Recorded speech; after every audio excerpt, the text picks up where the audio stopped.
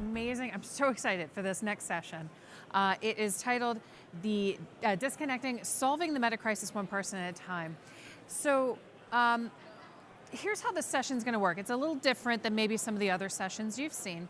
So first we're going to have Tom Morgan give a few remarks, and Tom Morgan is the Curiosity Sherpa for Sapient Capital. So he's going to give us a short presentation on curiosity and how you can help your clients find purpose in and through their curiosities. And then we're going to have Kyla Scanlon come on. She's the founder of Bread. She's also an all-around economics whiz. And she's going to give a short presentation about language and kind of what we mean when we talk about the economy. So please put your hands together and welcome to the stage Tom Morgan and Kyla Scanlon.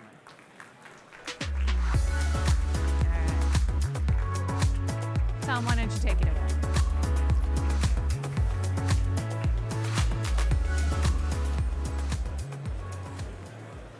Those slides.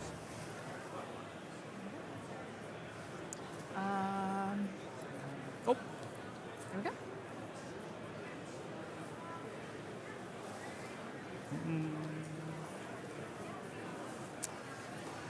So the title of my presentation today is The Mystery of Curiosity.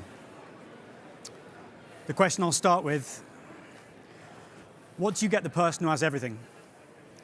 I'll wager that for a lot of you as financial advisors, that's actually a pretty relevant question. You're sitting across a table from someone that is notionally more successful than you, wealthier than you, and you want to add value to that person. And that's typically a big challenge. You know, wealth management has changed a lot. That we used to offer basic wealth management services, then that turned into more complex planning, and then there's now a big behavioral finance component. But there's something that sits on the top of that pyramid that is maximum value. We want to add maximum value to our clients, but we're not therapists. We're not life coaches. And I'll wager that if you sit there opposite someone whose net worth is 50 times yours, and you try and psychoanalyze that person, that's a pretty high-risk endeavor that's not going to go very well. So what do we do? Well, we're an RIA, Sapient Capital, that manages $9 billion for ultra-high net worth clients. I call myself a Curiosity Sherpa, which is a slightly pretentious term for someone that just tries to find the most interesting and meaningful ideas in the world and relate them back to wealth and investing. This is because I believe that reconnecting people with their curiosity is one of the highest goods. Now, this may not look like it, but I think this might be the world's most interesting person. This is Dr. Ian McGilchrist. He was invited to the Genius College at Oxford, All Souls, 3 times. He became so interested in the structure of the human brain that he became a practicing psychiatrist and then a professor of neuroimaging at Johns Hopkins. The area of focus for him is the 2 hemispheres of the brain. And it turns out that's quite a fertile area of inquiry. You have stroke victims, accident victims, and people with what's called corpus callosotomies, where both hemispheres of their brains get split in the case of severe epilepsy.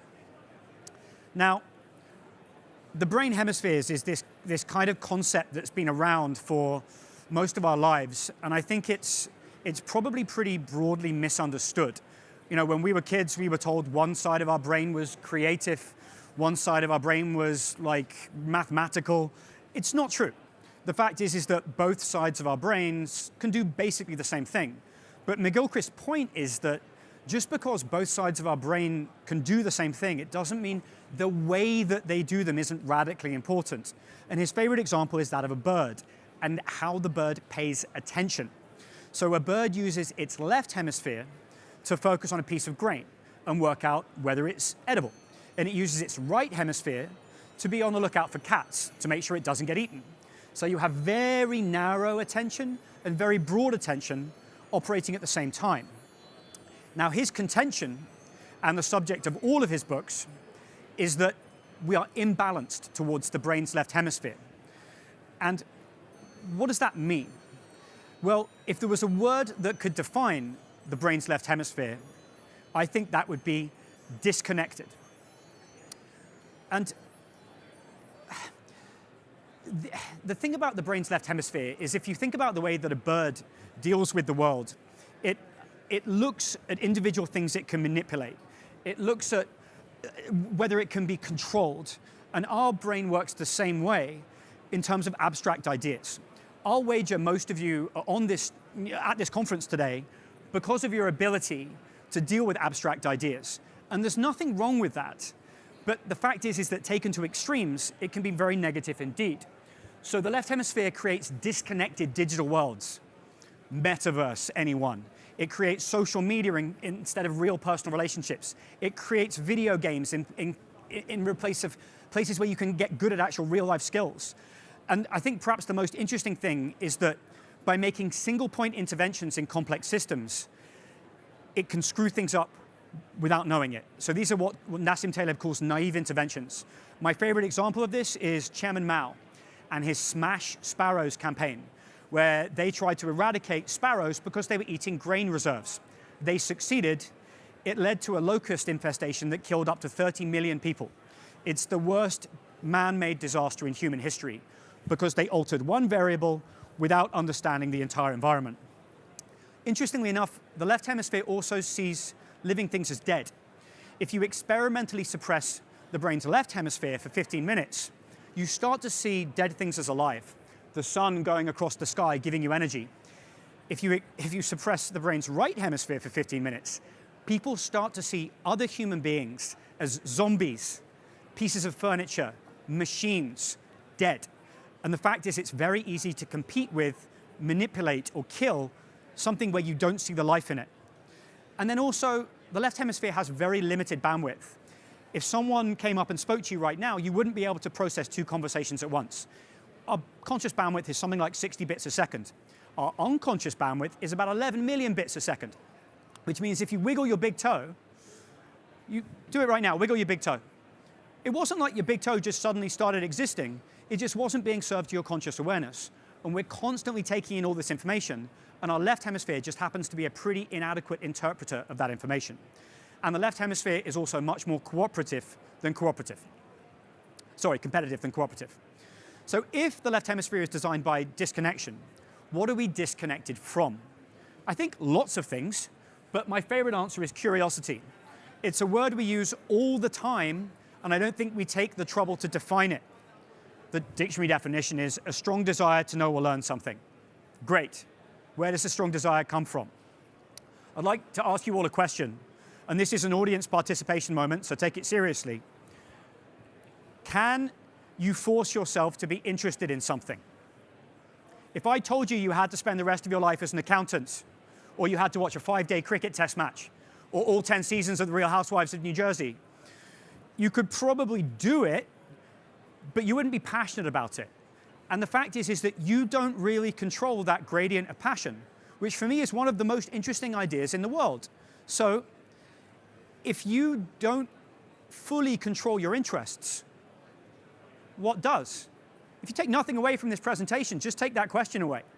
So in 2017, I had a lecture from the deservedly controversial Canadian psychologist Jordan Peterson, and he introduced an idea that's been nagging at me ever since, that your future self guides you in the present by directing your attention, which is one of Carl Jung's big ideas.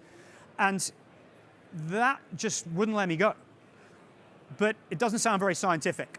So I spent the intervening few years trying to find some science behind it. And the fact is, there's a lot. I think the view that we all grew up with of evolution as being this kind of dog eat dog, survival of the fittest, it's incomplete. The fact is that evolution trends towards complexity. We've gone from rocks to plants to humans to the internet. Look around, it's kind of obvious. But now you have to understand what complexity means. And this is not straightforward. I find it quite a difficult thing to get my head around.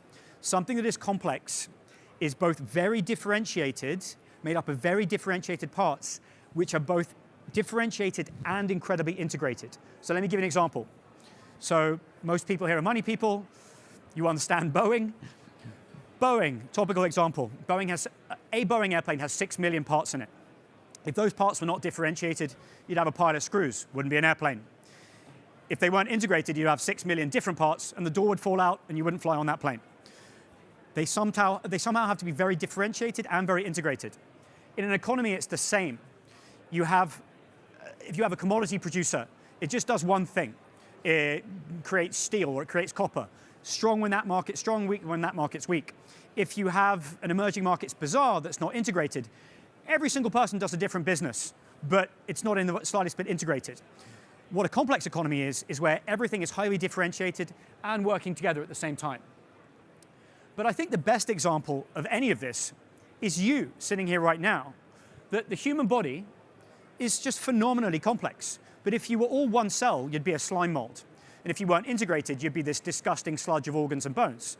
The fact is that we are made up by an absolutely incomprehensible number of differentiated and integrated parts.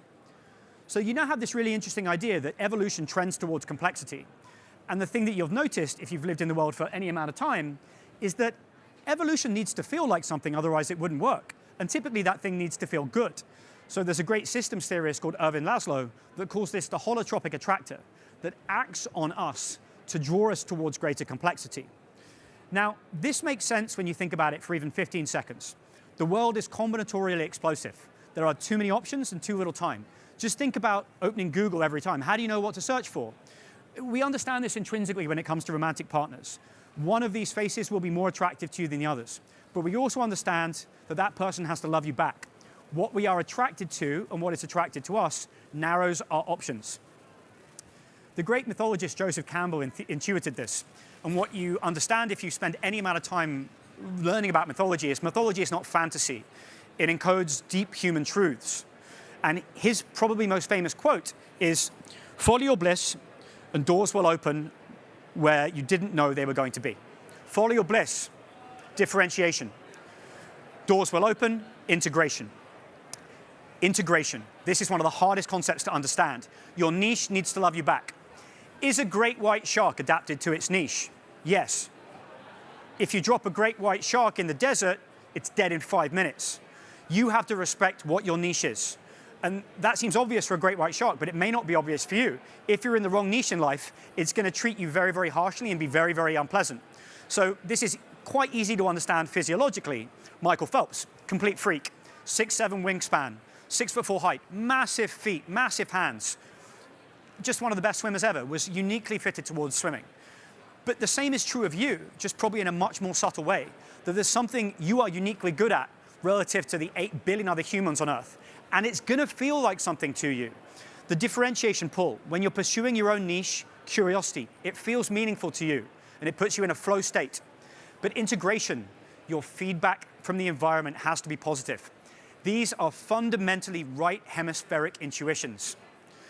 And that's because when it's imbalanced, the left hemisphere inhibits your evolution. There's a little voice in your head saying this isn't true.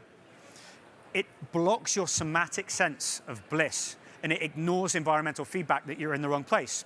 And that leads you to not being differentiated. You do the same job as everyone else, but also not being integrated. You feel disconnected from life, and you don't know why. So in summary, evolution in the form of curiosity helps guide you towards greater complexity, your unique niche, and it's why you don't have full control of it. It's a relational power between you and your niche, between you and evolution.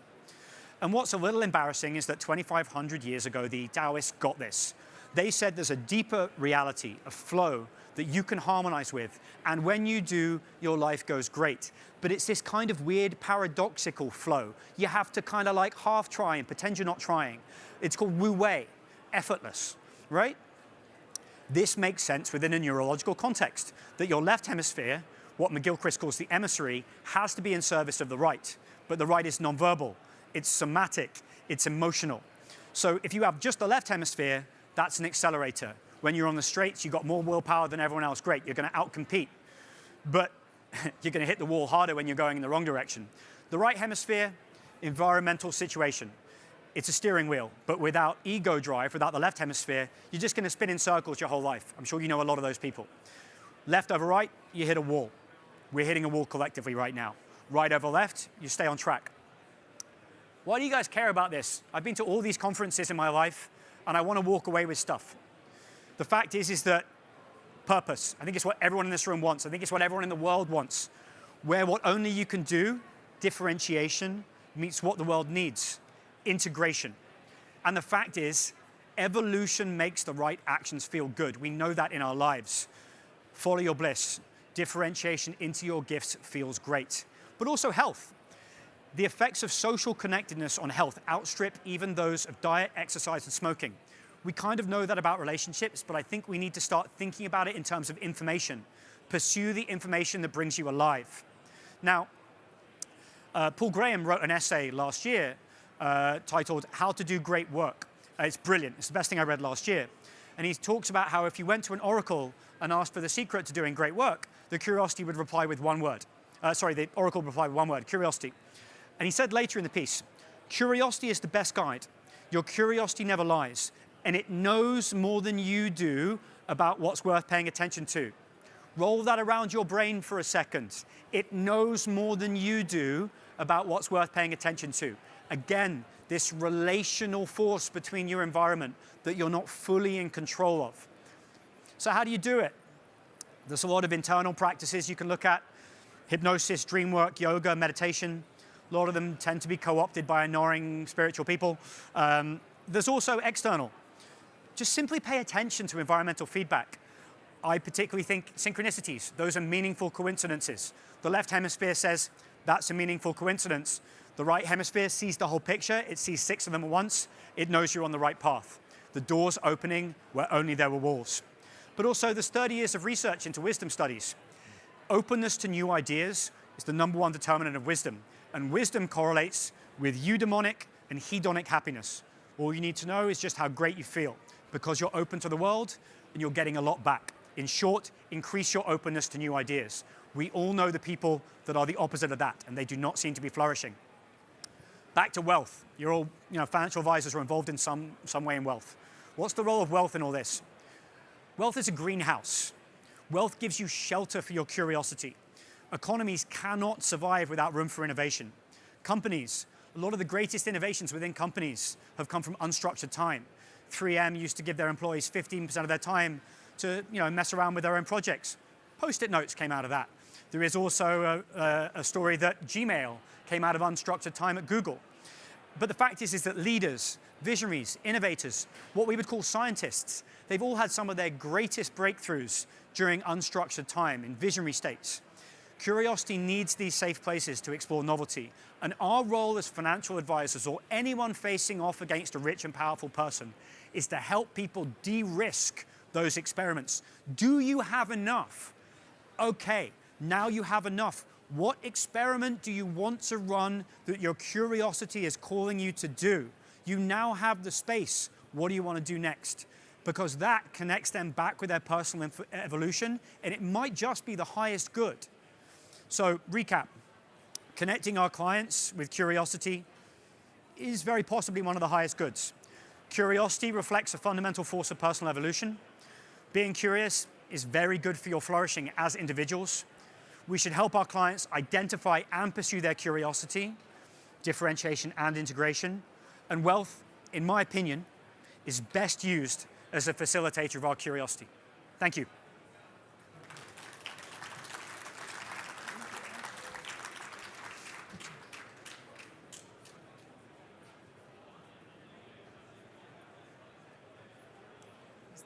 Click it again. It takes its time. It's very sticky. There we go. It's not. There we go. Yeah. Hey everyone, I'm Kyla. This is a really weird experience with these headphones and all the noise all around. But yeah, I'm super excited to talk to you all about what we talk about when we talk about the economy. I want to talk a little bit about language and what that means for how we describe different economic metrics and just for how we think about the economy as a whole. So I want to talk about data, and I want to talk about reality, and then I want to talk about what's next. And it seems like there's a little bit of a lag, but yeah, so talking about the data. So when we talk about the economy, what numbers are we using to actually describe what we interact with on a day-to-day basis? So there's a gap between data and reality. I'm sure all of you have experienced this. When we look at GDP numbers, when we look at unemployment metrics, it's like, well, that doesn't really feel like what's going on right now.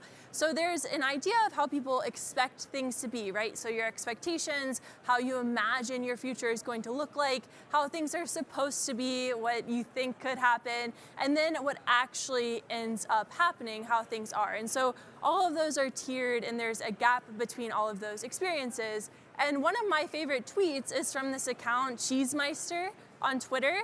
And what it says is Mario games teach us that even if something is essentially the same, psychologically it can be completely different. This example is very easy to understand. And so what this tweet is showing is Mario stacked on a couple of blocks. In the first picture, he's stacked on a lot of blocks. In the second picture, he's just stacked on one block. And it's the same but different, right? So Mario's at the exact same height, but he got there in a completely different way. And so going back to the economic perspective, we have all these numbers, but it's still really hard to figure out what's going on. So the data that we use to describe the economy or use to describe financial metrics needs to be both comprehensive and representative. So it needs to be all-encompassing, and then it needs to actually point to the people that it's meant to be describing, right? This is very obvious. But one of the issues with the data that we use to examine the economy is that it's volatile. So most of the data that we interact with that is used to describe the labor market or we use to describe different inflation metrics is actually survey-based. And this chart in the top in the top left-hand corner of the screen shows the structural decline in response rates to these surveys that are meant to tell us about the economy. So the job opening labor turnover survey, people are just not responding to it like they used to. And so we're looking at metrics that people are not responding to, but we're using that to make broad assumptions about what's happening with the economy, and that makes the data more volatile. If the data is more volatile, the market, the stock market, something I'm sure all of you are very familiar with, becomes more volatile, emotions become more volatile, and then ultimately policy, what we interact with every day, becomes more volatile as well. And just for a few more examples, this bottom graph shows again, structural decline in response rate. And then this is a clip from the Wall Street Journal that says the reliability of Labor Department job opening estimates has declined in recent years because fewer businesses have been responding to survey questions. And that makes it hard to figure out what's happening economically, right? Like if we're relying on data that isn't comprehensive and isn't representative, it just makes it difficult. And there's also a larger labor market disconnect where the data might be not telling us what we always thought it was. So this is from Skanda. He's working at Employ America.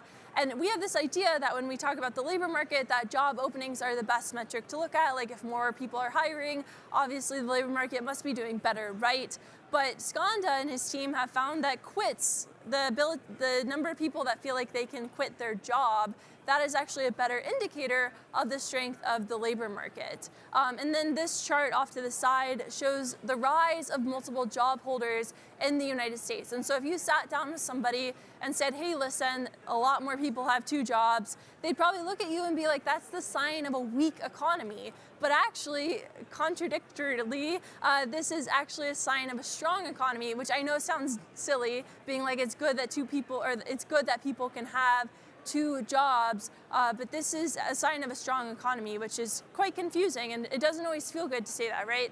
And so largely, the labor market is doing okay, right? So people feel satisfied with their jobs, they're able to get the jobs that they want to get, the labor force participation rate is going up, and so the labor market is fine on large, but it all depends on how you look at it, right? And so this is one of the issues with all the different data sources that we have when we talk about the economy, is that they can tell us a lot of different stories. And so going back to the point that I made about quits rates, the number of people that feel like they can quit their job and be okay, that's declined. So not as many people are quitting their job, which is a sign of labor market weakness. And then of course, I'm sure all of you are familiar with the layoffs that are happening in big tech as well as some finance institutions.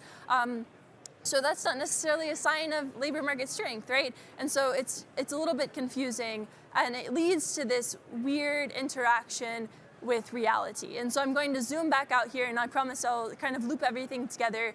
But when we talk about inflation, which is very personal, I think, to everybody in the room, a lot of people think that a decline in inflation means that prices are going to go down, but that's not true, right? That's deflation. So inflation is an increase in the price of things. Disinflation is a decrease in the increase of the price of things. And then deflation is a decrease in the price of things. But when you talk to an everyday person and you say, hey, inflation is going down, they're like, well, why aren't my groceries cheaper? And so we kind of have this misunderstanding of different terms that we use in the economy that makes it hard to figure out what's going on in the economy.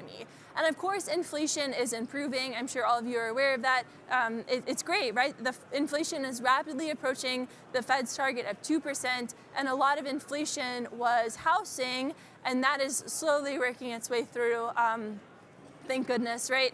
And then a lot of people will say, you know, it's very good that inflation is going down, and it's largely because of the Federal Reserve. So the Federal Reserve, I'm sure, again, you all are very familiar, they have a dual mandate of price stability and maximum employment. So they're walking across this tightrope, and they're trying to make sure that inflation isn't killing everybody, and that also people can get a job. And they're managing those two things at the same time. And their goal is to have a long-term average inflation rate of 2%. So to get us back down to this 2% number, and how they get to that 2% number is through managing through their toolkit, but it's also through talking. So Jerome Powell will have a different talk, or have a press conference where he comes out and he tells people what he is thinking about monetary policy.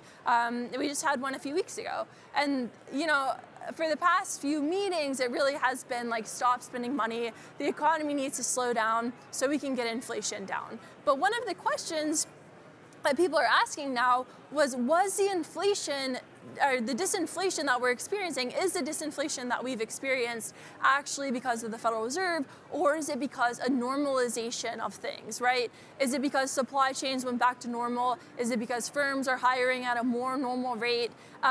Is it really monetary policy that did this job? And I'm going to sort of go fast through these next few slides for the sake of time.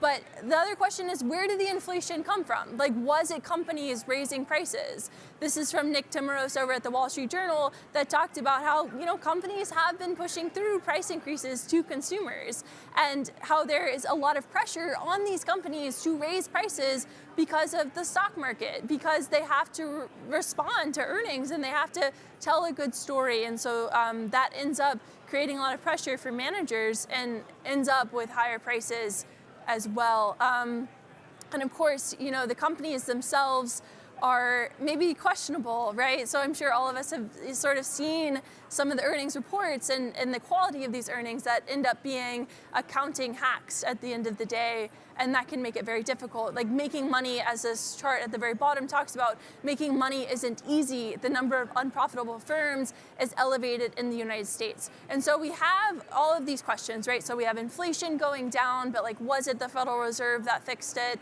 Or was it just things normalizing? We have a labor market that's doing okay, but then like parts of it aren't doing okay.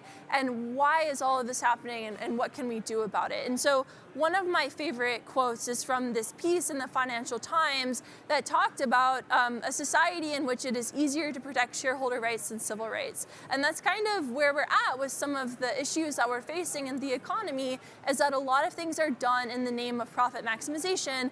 And that's just like companies, right? Like, there's nothing to be upset about, but it ends up sort of maximizing the short term at the expense of the long term, right? And we all kind of want to be alive for a while. And so everything is maximized for the short term, and the short term garbage raccoonification, so basically a garbage raccoon of earnings, right, and a garbage raccoon of raising prices, is harmful both to consumers and the long-term growth of the economy.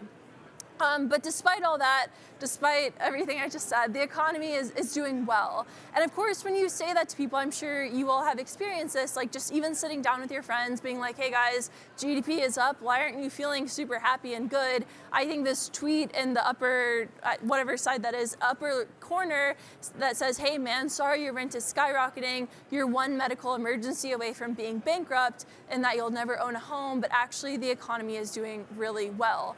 And so we kind of have all these pockets of disconnect that are happening across the economy. This tweet from Catherine Rampel also shows that too, where she writes, 6 in 10 regard unemployment as a very or somewhat serious national problem, even though unemployment is close to a half-century low. So we have all these pockets of disconnect, all these pockets of misunderstanding, and the US economy actually is doing quite well. The US economy is outperforming where everybody thought it would be in 2019. So before we even knew that a global pandemic would happen, the US is doing better than anybody thought it ever could. And that's largely because consumer spending was strong, because people are out there spending money on all sorts of things, because manufacturing spending was strong, because government spending was strong. And because of all that, we seemingly skirted a recession. So a lot of the way that we ended up avoiding a recession was because of the IRA, the Inflation Reduction Act, the IIJA, the CHIPS Act, et cetera, because of government spending, and as well as companies issuing debt at pretty low rates. We were able to avoid an economic downturn. And of course, you can actually look at the indicators that the National Bureau of Economic Research publishes and see like things are going in the right direction. They're going up, and that's good. That's kind of what we want to see from the economy. So we're not in a recession. And most people feel fine, but also they don't. And this is a very interesting chart to me because it shows the proportion of Americans who feel good about their own finances is 73%, which is great news for, I'm sure, the advisors here in the room. But the people who feel good about the national economy, that's only 18%. And so this disconnect is really important because this disconnect is where policy happens. And so because there's a huge disconnect between people who actually feel good about their personal circumstances and people who feel good about the circumstances at large, it makes it very difficult to develop policy because people are like, well, I'm fine. Why would you come in and threaten that? Like, why would you want anything to change if I'm doing okay? And so this is a quote, I think, from The Atlantic that says, because most Americans say they're personally fine, they might resist too much experimentation. And that creates a confusing voting bloc that is like, well, why would you want to challenge my happy life? And that makes things tough. But I want to zoom out yet again, and I know I'm kind of jumping around, so sorry about that. But I want to talk about like why this disconnect might be happening. Like, why are people like, I'm okay, but everything sucks? And it's largely because of a lack of a beginner mode. So if you're in your 20s or 30s, any age really, it's very difficult to get your wrong on the first step of the ladder. It's very difficult to get a house. And then this tweet shows that they're canceling the Mitsubishi Mirage, which was the last car in the United States that sells for under $20,000. So it's very, very difficult to get your foot in the door. It's very difficult to get a house, very difficult to get a car for less than $20,000. So there really isn't a starter mode, maybe how there used to be, right? And so everything is a little bit harder, at least getting your first foot on that ladder. And of course, we're starting to see improvements in these metrics. So home ownership rate is ticking up. People are able to get in. But this chart from the Financial Times shows a pretty harrowing story of more and more people living with their parents by choice. And it's largely to save money. And that's fine, like it's good to live with your parents and hang out, but that means that people are starting their lives a little bit later, right? Everything is being delayed while the world around us is accelerating. And so that creates a lot of issues. And this kind of leads into the next point where it's like, how do people actually perceive the economy? Like, why are people living more at home with their parents? And basically the way that you experience the economy on a day-to-day basis is through your house, if you're renting, if you own a home, if you have a job, and the income that you earn. And so every day you're interacting with those three variables, and that ends up shaping and influencing how you perceive the economy. But of course, the language and the narrative that we use to describe the economy ends up shaping how we experience it as well. So the words that we use, the way that we make those words into sentences, and that ends up developing the narrative, which ultimately ends up developing the trust in the economy. And I'll get back to those points in a second. And so as I'm sure all of you are aware, we're in a completely different era now. So the language that we're using, the words that we're using, they're all having to shift because everything is different. No longer are we in the era of zero interest rates. And that that is a completely different world to interact with. We're seeing it in how tech stocks are doing. We're seeing it in how startups are performing. It's different. And we're very used to a world where money was easy, but this quote says, the free money experiment is over. And we all have to adapt to that. And so what's next? So this goes back to the point about trust. So again, another chart from the Financial Times that shows the United States is a very low trust society. I'm sure all of you experience that, going different places, you're like, I don't know how I feel about this. But relative to where the United States should be, considering the size of the economy, it's a very low trust. It's a very low trust in people who trust in their neighborhood. So this isn't just the world at large, it's their neighborhood. So we're a low trust society, and that's largely because the narrative and the frameworks that we're using have collapsed. But I also think it's because of the attention economy too. And so you're constantly being marketed to, like, look around, right? Everything is a marketing tool, and that's okay. It's just how it is. But our eyeballs are commodities, and because everything is sold to you all of the time, it's hard to trust. It's hard to figure out what you should actually put your money towards, because everybody wants your money at every single moment.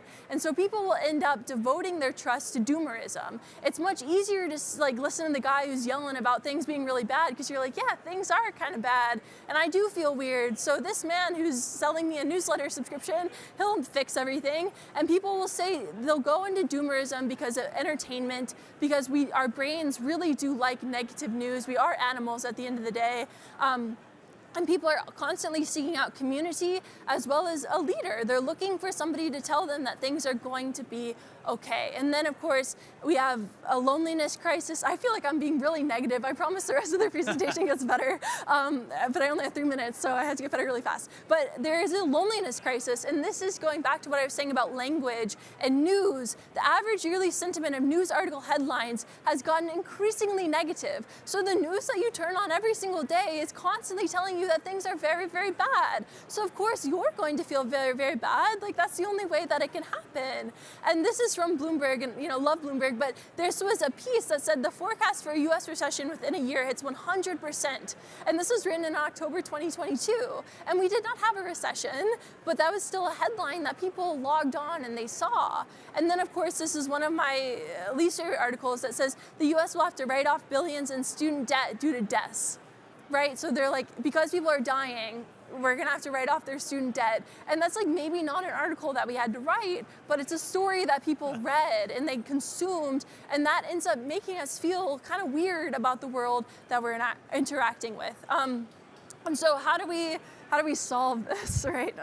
I wish I knew, but a big thing is developing meaning, right? So this is from Eric Baker, The Age of the Crisis of Work, and he talks about how work has had a shifting meaning in the life of people. Your work is not going to necessarily be your own life anymore. So you have to develop different passions outside of that, and that goes back to what Tom was talking about, is how do we actually develop these passions? How do we explore all of these ideas? How do we become more curious? A lot of that is looking to people who are billionaires and asking them to be more curious as well. And then, of course, the technology that we interact with too. I'm sort of flying through these last ones because I'm almost out of time. But the way everything is increasingly very fragmented.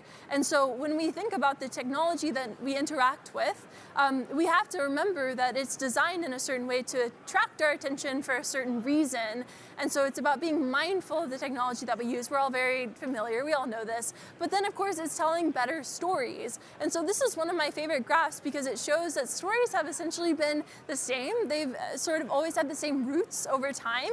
And so we can return back to those roots and tell the stories about ourselves and allow them to color our realities in a better way. And this is another slide that I'm gonna have to go super fast through, but one thing that I'm very interested in, and if anybody watched the Super Bowl with Usher, we're kind of stuck in a nostalgia cycle loop. Everything was very much mid-2000s with regards to the culture that we consume. We're not really innovating in a lot of different ways. We keep on rebooting Super Mario Bros. And so it's asking ourselves to tell better stories and allowing ourselves to exist in the marketplace of ideas, because we do know that we're commoditized to the point of basically non-existence in a lot of ways. And we've assetized our feelings to sell them to things like Instagram, to give them value on this sociological marketplace, because existing in the past is easier than existing in the present in a lot of ways. And of course, we have to be more hopeful and allow hope to be unconditionally disappointable. We have to allow the hope to be future-facing and allow ourselves to be exposed to this idea of the condition of defeat. And I know I'm like standing up here and saying a bunch of words about like how we should do things, but it's true, right? Like, how do we develop more hope? How do we develop more curiosity? That's pretty much the main way forward in a lot of ways. And then, of course, an economic redesign. This is one of my favorite charts, and I'll talk about it super, super fast. But basically, the bottom 50%, all of their wealth is in real estate. And if you look at the top 10%, or top 1%, excuse me, a lot of their stuff is in corporate equities and business ownership. And so if we look at this chart, it's kind of clear like where we could start looking at solving wealth inequality. And a lot of that is how do we get people to not think of their home as a speculative asset and get people to have ownership in the businesses that they work for, as well as get exposure, as you all are doing, to things like bonds and stocks, because that's how we can start rethinking the economy and sort of exposing people to the condition of hope. And then finally, my favorite poem, because I think it's really beautiful, and it says, "Now one day a man went to work, and on the way he met another man who, having bought a loaf of Polish bread, was heading back home where he came from." And that's it, more or less. And the reason I love this poem, and sorry to get all gushy, but like the reason I love this poem is because this is the economy. This is like what we're all doing here. Like, we're all sharing bread and we're all talking with one another. And I think that like that's it. Like, that's why, right? So yeah, yes. Thank you. Thank you so much. I'm going to take a minute more too. Oh no, that's the last slide. All right, very good, very good. All right, so I have a few questions for our panelists here. First off, you know, Kyla, you were talking about this concept of disappointable hope, and that's a thing that could help get us out of the meta crisis that we're finding ourselves in. Tom, you were talking about helping people follow their curiosity, right? These are both very individualized, individual solutions to what is effectively a community problem. So I guess my question to you, and I apologize for oversimplifying both of your presentations terribly, but can we possibly, the power of positive thinking our way out of this mess? Or is there something from a community standpoint that we have to make sure that we don't overlook? Yes. There you go. I think if everyone pursues their own niche, you know when you meet those people that are following their bliss because they're just doing their own thing, and when they're doing it in an integrated way, in service, everything just kind of falls into place for them. They become less comparative. They become less acquisitive. They become less anxious. They're just doing their thing. And when they're doing it in a way that serves others, everything just kind of folds into place. So when everyone sorts themselves out, the entire system sorts itself out on its own. I have this naive hope that there's 8 billion niches and that the universe is somehow smarter than we are, and if everyone pursues their own niche, things work out. The Campbell quote, like, follow your bliss and doors will open where only there were walls. This entire concept of curiosity is a complete mystery. But you know what Campbell also said? And I was reminded of this quote this morning. We must let go of the life that we have planned so as to accept the life that is waiting for us. And that requires a lot of faith and a lot of trust, and the current system maybe doesn't support that. So there's a story about Johnny Cash, and on his deathbed he talks about how he removed the word I from a lot of his songs and how much better the songs got after he removed the word I. And so I think when we talk about, is it an individual act to like get better?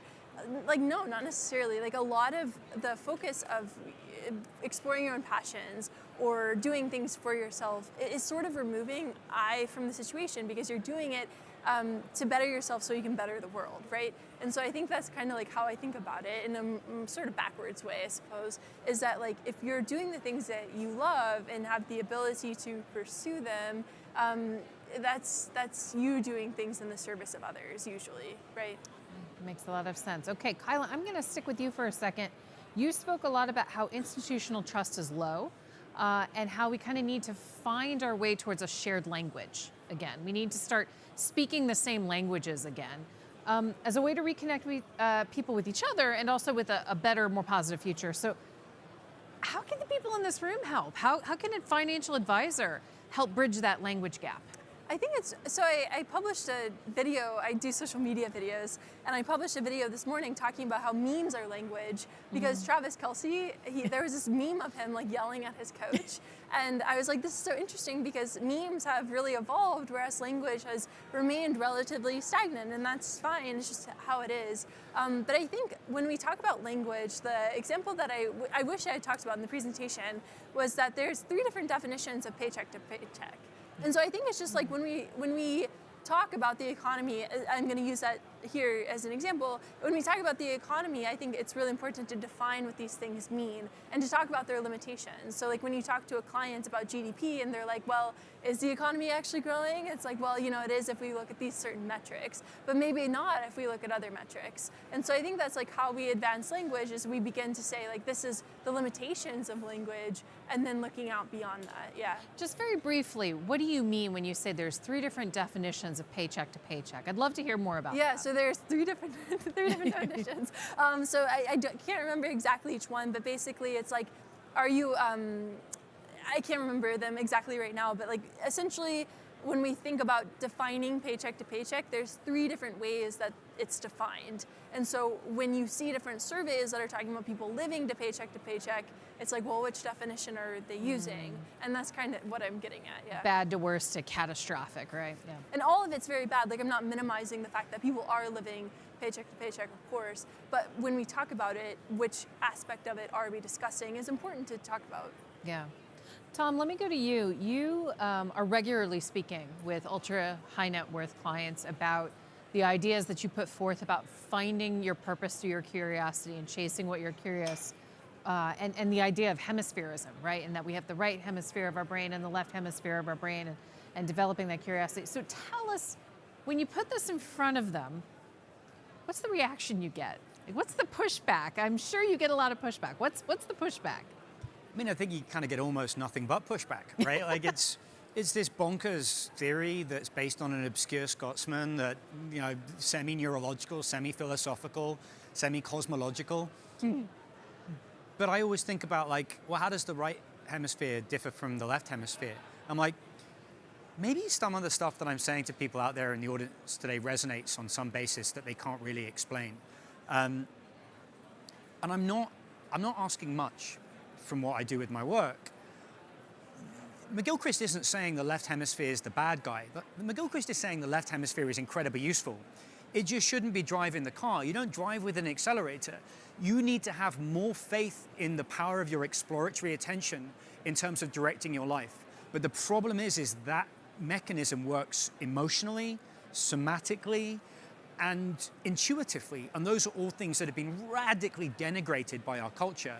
And actually, I think, materially made more difficult. Like, just to go on a bit of a rant, you couldn't have set up a system in the US more averse to living this way with health insurance, but also time of life, that in most other cultures, people get to, you know, between 36 and 50, and this is their time for real self-determination with the skills that they've acquired in the first part of their life.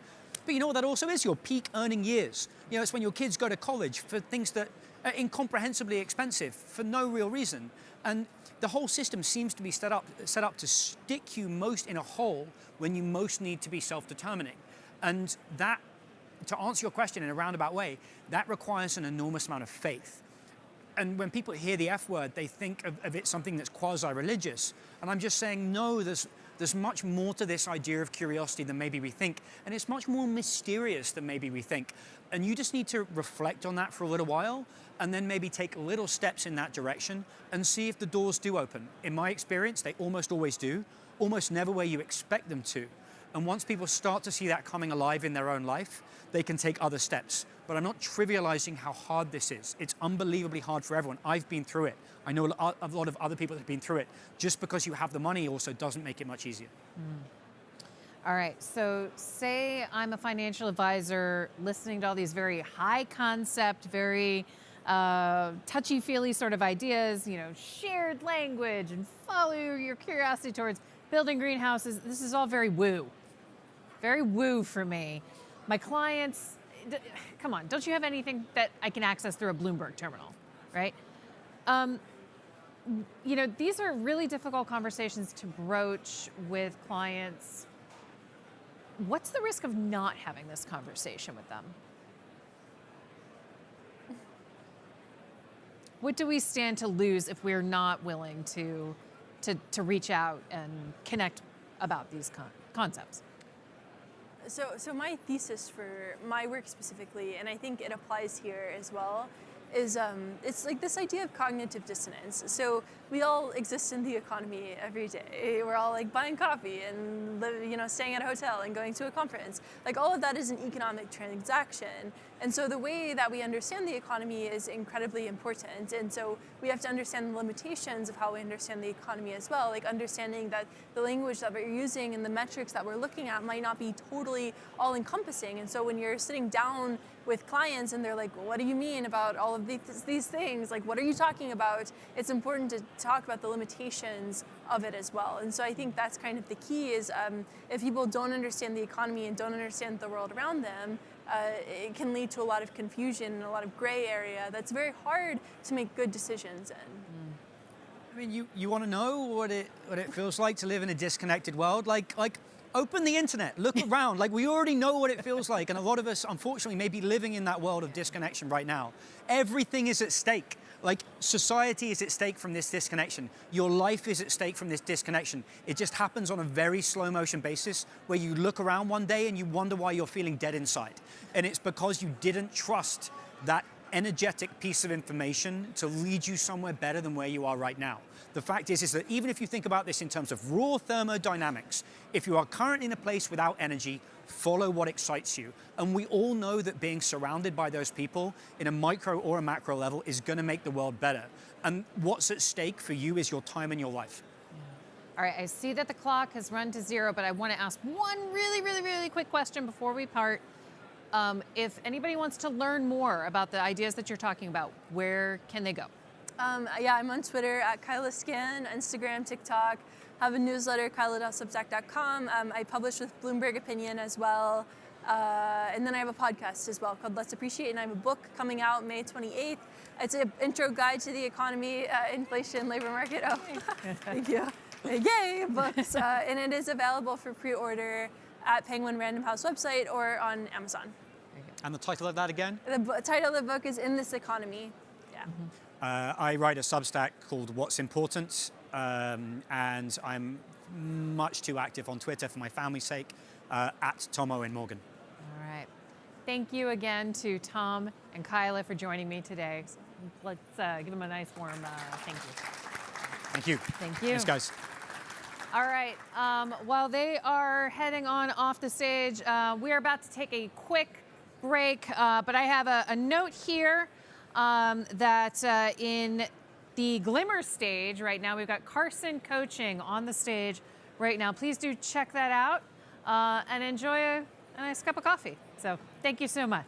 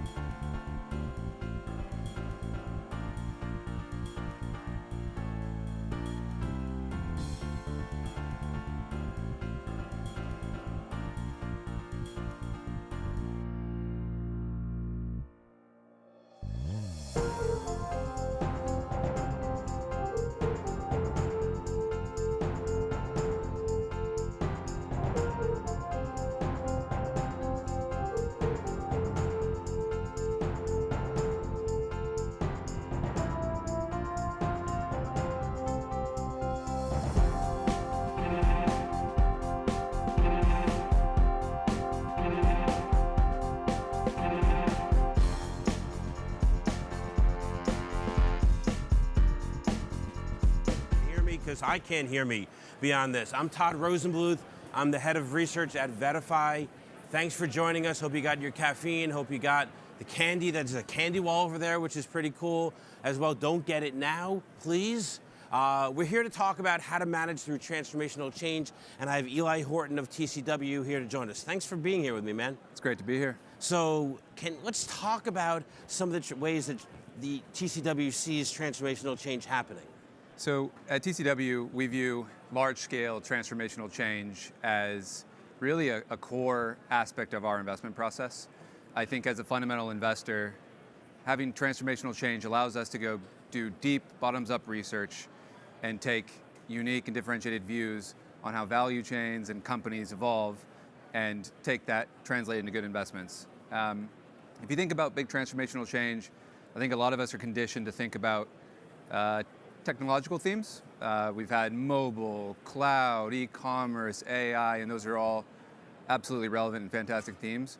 There's some very compelling and large-scale, what I'll call old economy themes and change that's emerging.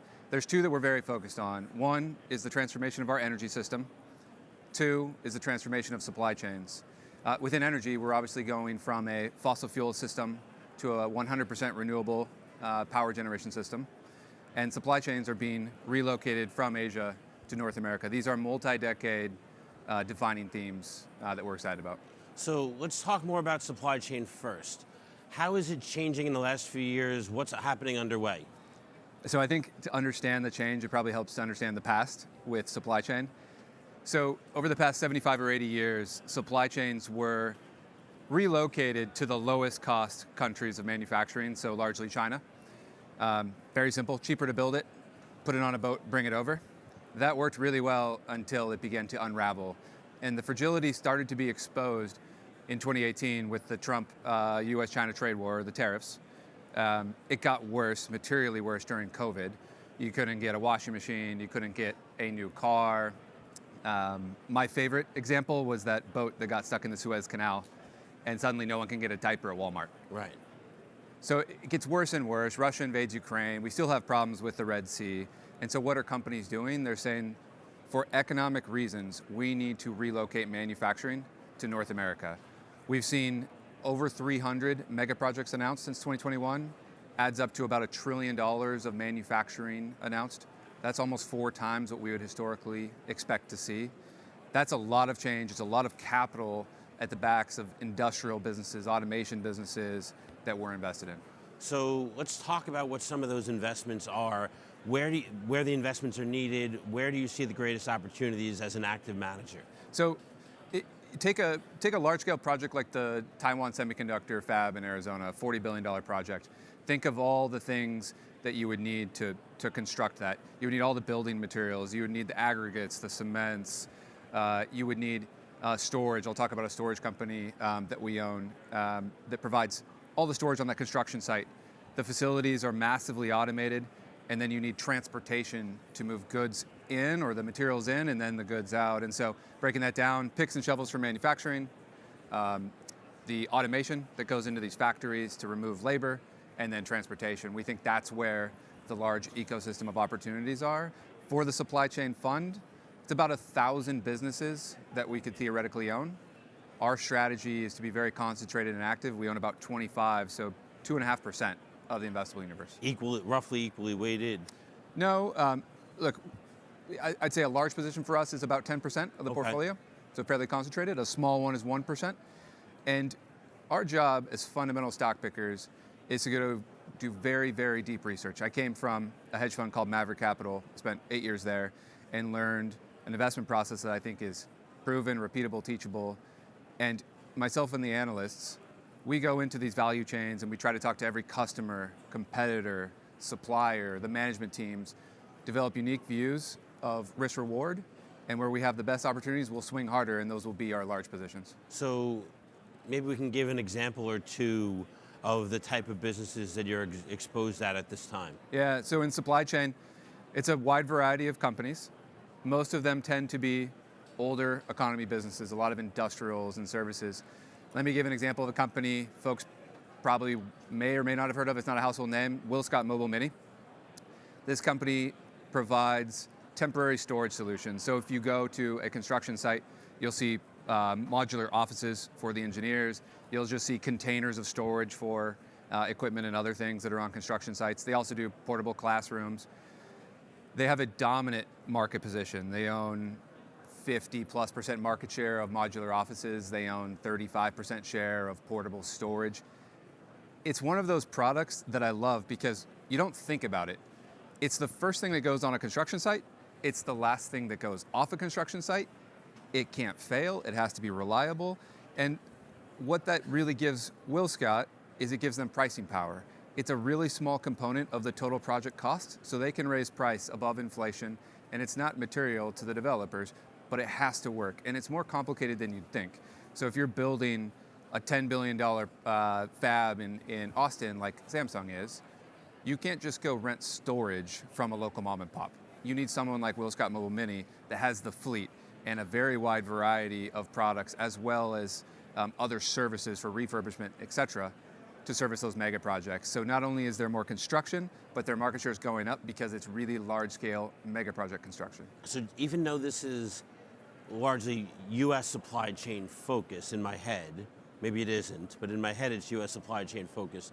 These are companies that are multinational in their overall focus, is that right? They are, so it's a North America-centric thesis for sure. I'd say 80% of the portfolio is based in U.S. companies. WillScot is almost all North America. Okay. Now, you didn't ask this, but Mexico is another very compelling opportunity. Right. You said North America, yeah, I said U.S. Yeah, so yeah. There you go. There you go. And so a lot of manufacturing is going to Mexico. So it's now our biggest import partner, larger than China. The trade deficit between the U.S. and China is at the lowest level since 2010 on a dollar basis. And that's because manufacturing is moving here, but to Mexico. So how are we exposed to that? We own a company called Canadian Pacific. It's a railroad. They have a network that spans east-west across southern Canada, and they acquired another railroad last year called Kansas City Southern, which connects north-south from Chicago to southern Mexico. All this manufacturing that's being built on the eastern corridor of Mexico, auto plants, petrochemicals, that stuff goes on that railroad on Canadian Pacific, now old Kansas City Southern, now Canadian Pacific, and that volume acceleration goes right to the railroad. So that's one example of how we benefit there. Okay, so I want to transition, pun unintended, but I have to say the ticker of the ETF out loud. So the ticker of the one we were just talking about is SUP, S-U-P-P, which makes me feel like I'm talking to my 13-year-old son as he's coming in the door from school just about now for it, so it makes me feel good. The other ETF is NetZ, which also is a cool thing to say out loud. Let's just talk about the investment opportunity for that related ETF. So NetZ is investing behind the transformation of our energy system. This is a seismic transition where we're going from a fossil fuel-based system to a renewable system. We have a unique perspective on this, I'll get to that, but currently we're generating about 15% of energy from renewable sources. We'll get to something close to 100, but we're not going to get there by 2050. It's going to take a long time, it's really complicated. There's $5 to $6 trillion of capital being invested behind this per year. That's a staggering amount of money. That's a tailwind at the back of these businesses. It's not discretionary, but we call it transform systems because so many different systems need to function in a coordinated fashion for this to happen. Think about electric vehicles. It's not just the auto OEMs, it's the suppliers, it's the chips. There's 4x the amount of semiconductor chips in an EV than in an ICE. It's the copper, it's the lithium industries, it's the mining businesses. So it's a very complex system that has to change, which again gives us, I think, an opportunity to take differentiated views. So one of the differentiated views, I'm a former stock analyst, is these are not green companies necessarily that you're investing in. They're brown companies that are decarbonizing. Right. I need, and probably the audience needs to better understand how and why that makes sense to you. This is really important, and so let me make sure I flesh that out. And I think if you asked your son, hey, energy transition, what do you think of? I bet he'd say something like battery technology, Tesla. He thinks it's Tesla. Yeah, it's solar, wind. Yeah. It's all really important, but there's a lot more to it than that. The reality of it is, if you look at getting from 15% renewable power to 100, we can't ignore that 85%. Unfortunately, fossil-based fuels, natural gas, play a very critical role here. These brown companies we think are are where the value creation opportunity lies. And I think 2023 was a very interesting year that I think was confirmatory of that view. I can give a few examples. Yeah, please. Off the coast of New Jersey, there were a couple wind farms that were owned by a company called Ørsted. It abandoned those wind farms. $4 billion of write-off it took. And that's because the wind farms weren't economic. They couldn't get the componentry, there were labor issues, and then interest rates skyrocketed, and these weren't economic. We'll get wind to be economic eventually, but it's complicated. We saw Hertz, they divested or sold a third of the EVs in their fleet, Teslas. And you say, why on earth would you do that? Well, it turned out that these EVs were just expensive. They were expensive to maintain. They had to charge customers more to justify it, and there wasn't demand from customers to pay that much of an incremental premium versus a legacy vehicle. And so my point here is to get from where we're at today to a net zero state, there's a lot of hurdles and roadblocks. That gives opportunity for brown businesses which trade at fractions of the multiples of a lot of these green companies.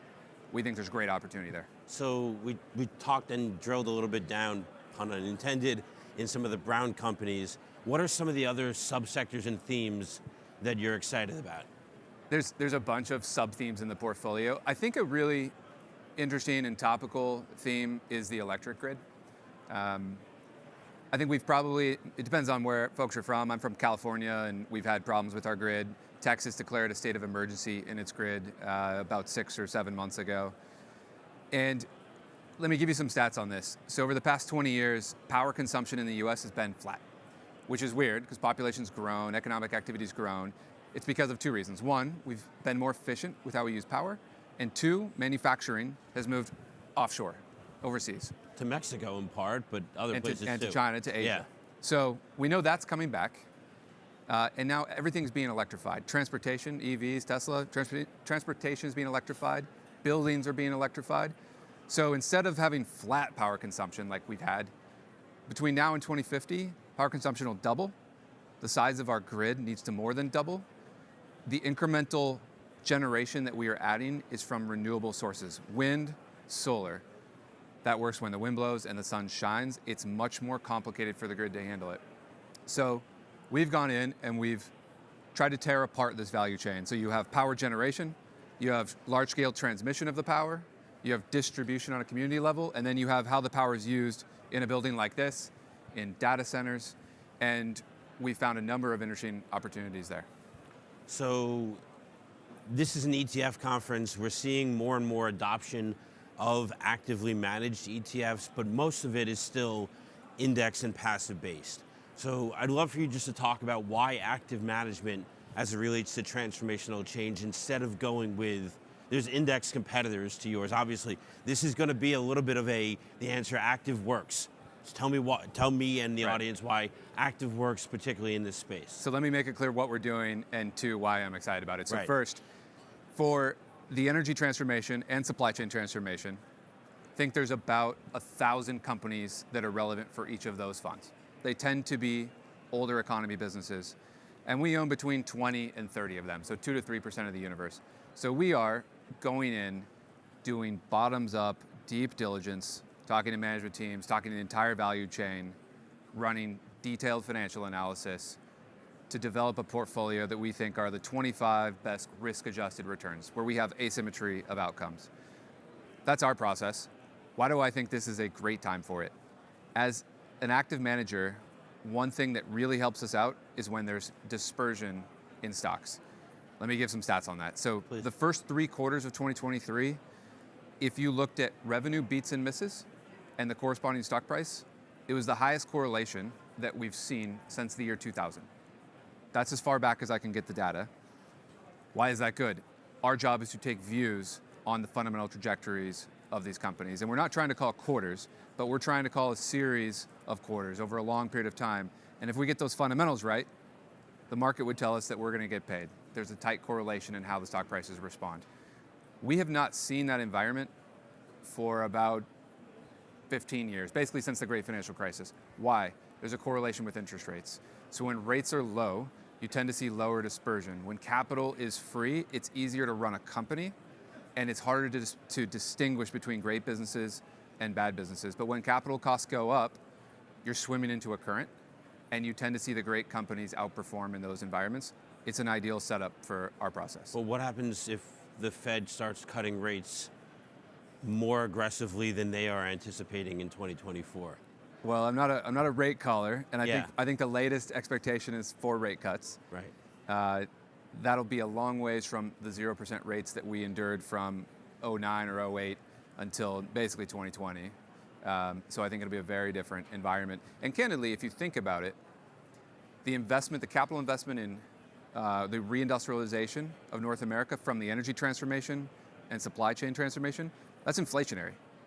We're building more here. We're drawing upon labor because we have to. This is where the world's going.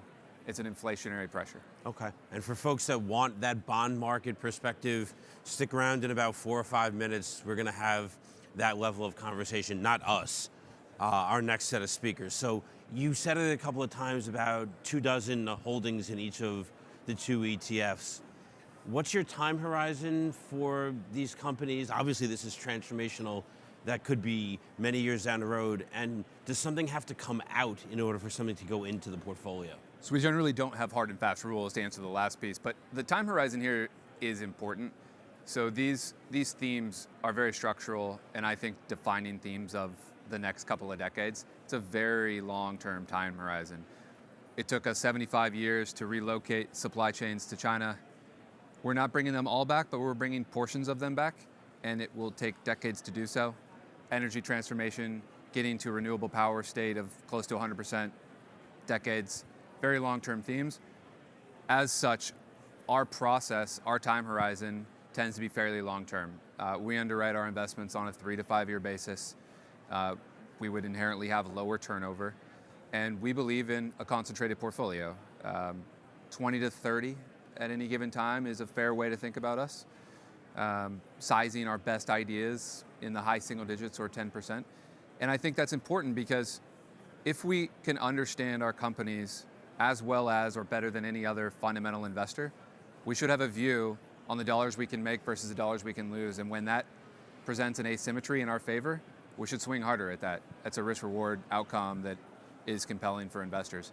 And the last thing I'd say is if you look at a portfolio of a large number of stocks, there's a lot of positions in the long end of the tail that I don't think really matter, and they also detract from the research time of our analyst team, and time is a very finite resource.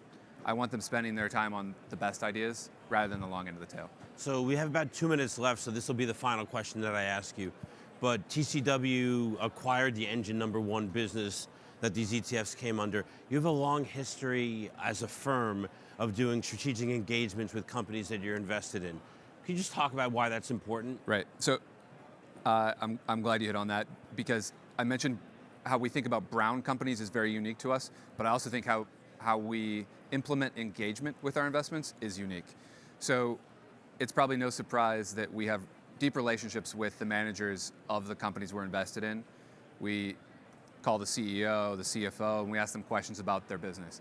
That is a fairly one-directional conversation. We ask questions, they give us information, and a lot of investors do that.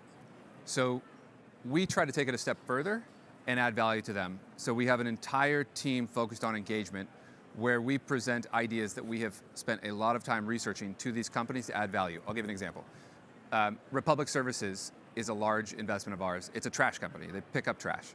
And as they're picking up trash, they pick up a lot of plastic. Historically, there hasn't been a lot of use for recycling that plastic. There hasn't been a lot of buyers. Well, CPG companies like Coca-Cola have put out recycled plastic usage targets. It turns out that Republic and Coca-Cola didn't really have relationships. Maybe that seemed surprising. We were surprised. And we realized that we could broker a partnership. And so we went to the CEO level of both companies, and we helped create an offtake agreement where Coca-Cola will buy recycled plastic that Republic collects. Republic, now they have a guaranteed buyer, so they have surety of capital. They're investing in building new recycling facilities around the US. Wow. Closed loop system for recycled plastic. That, it hopefully creates some value in the stock price of Republic, but even if not, It's it gives just us good for the environment. It's great for the environment, and it helps that company think about us as a very value additive thoughtful strategic partner, it embeds our relationship even deeper, which should help our understanding of the company even better, allow us to make better decisions. Well, that's great. We hit just at that mark of 20 minutes, so that's amazing. I appreciate that. Could you help me give a round of applause for Eli Horton of TCW? Awesome.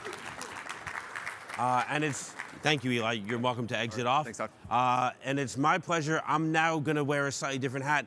I'm going to introduce Katie Greifeld, who's going to introduce her guest speaker from Vanguard to talk about the fixed income topics that you had in mind. So Katie, Jeff, come on out.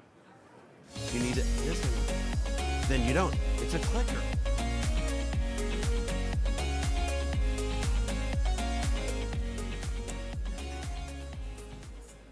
All right.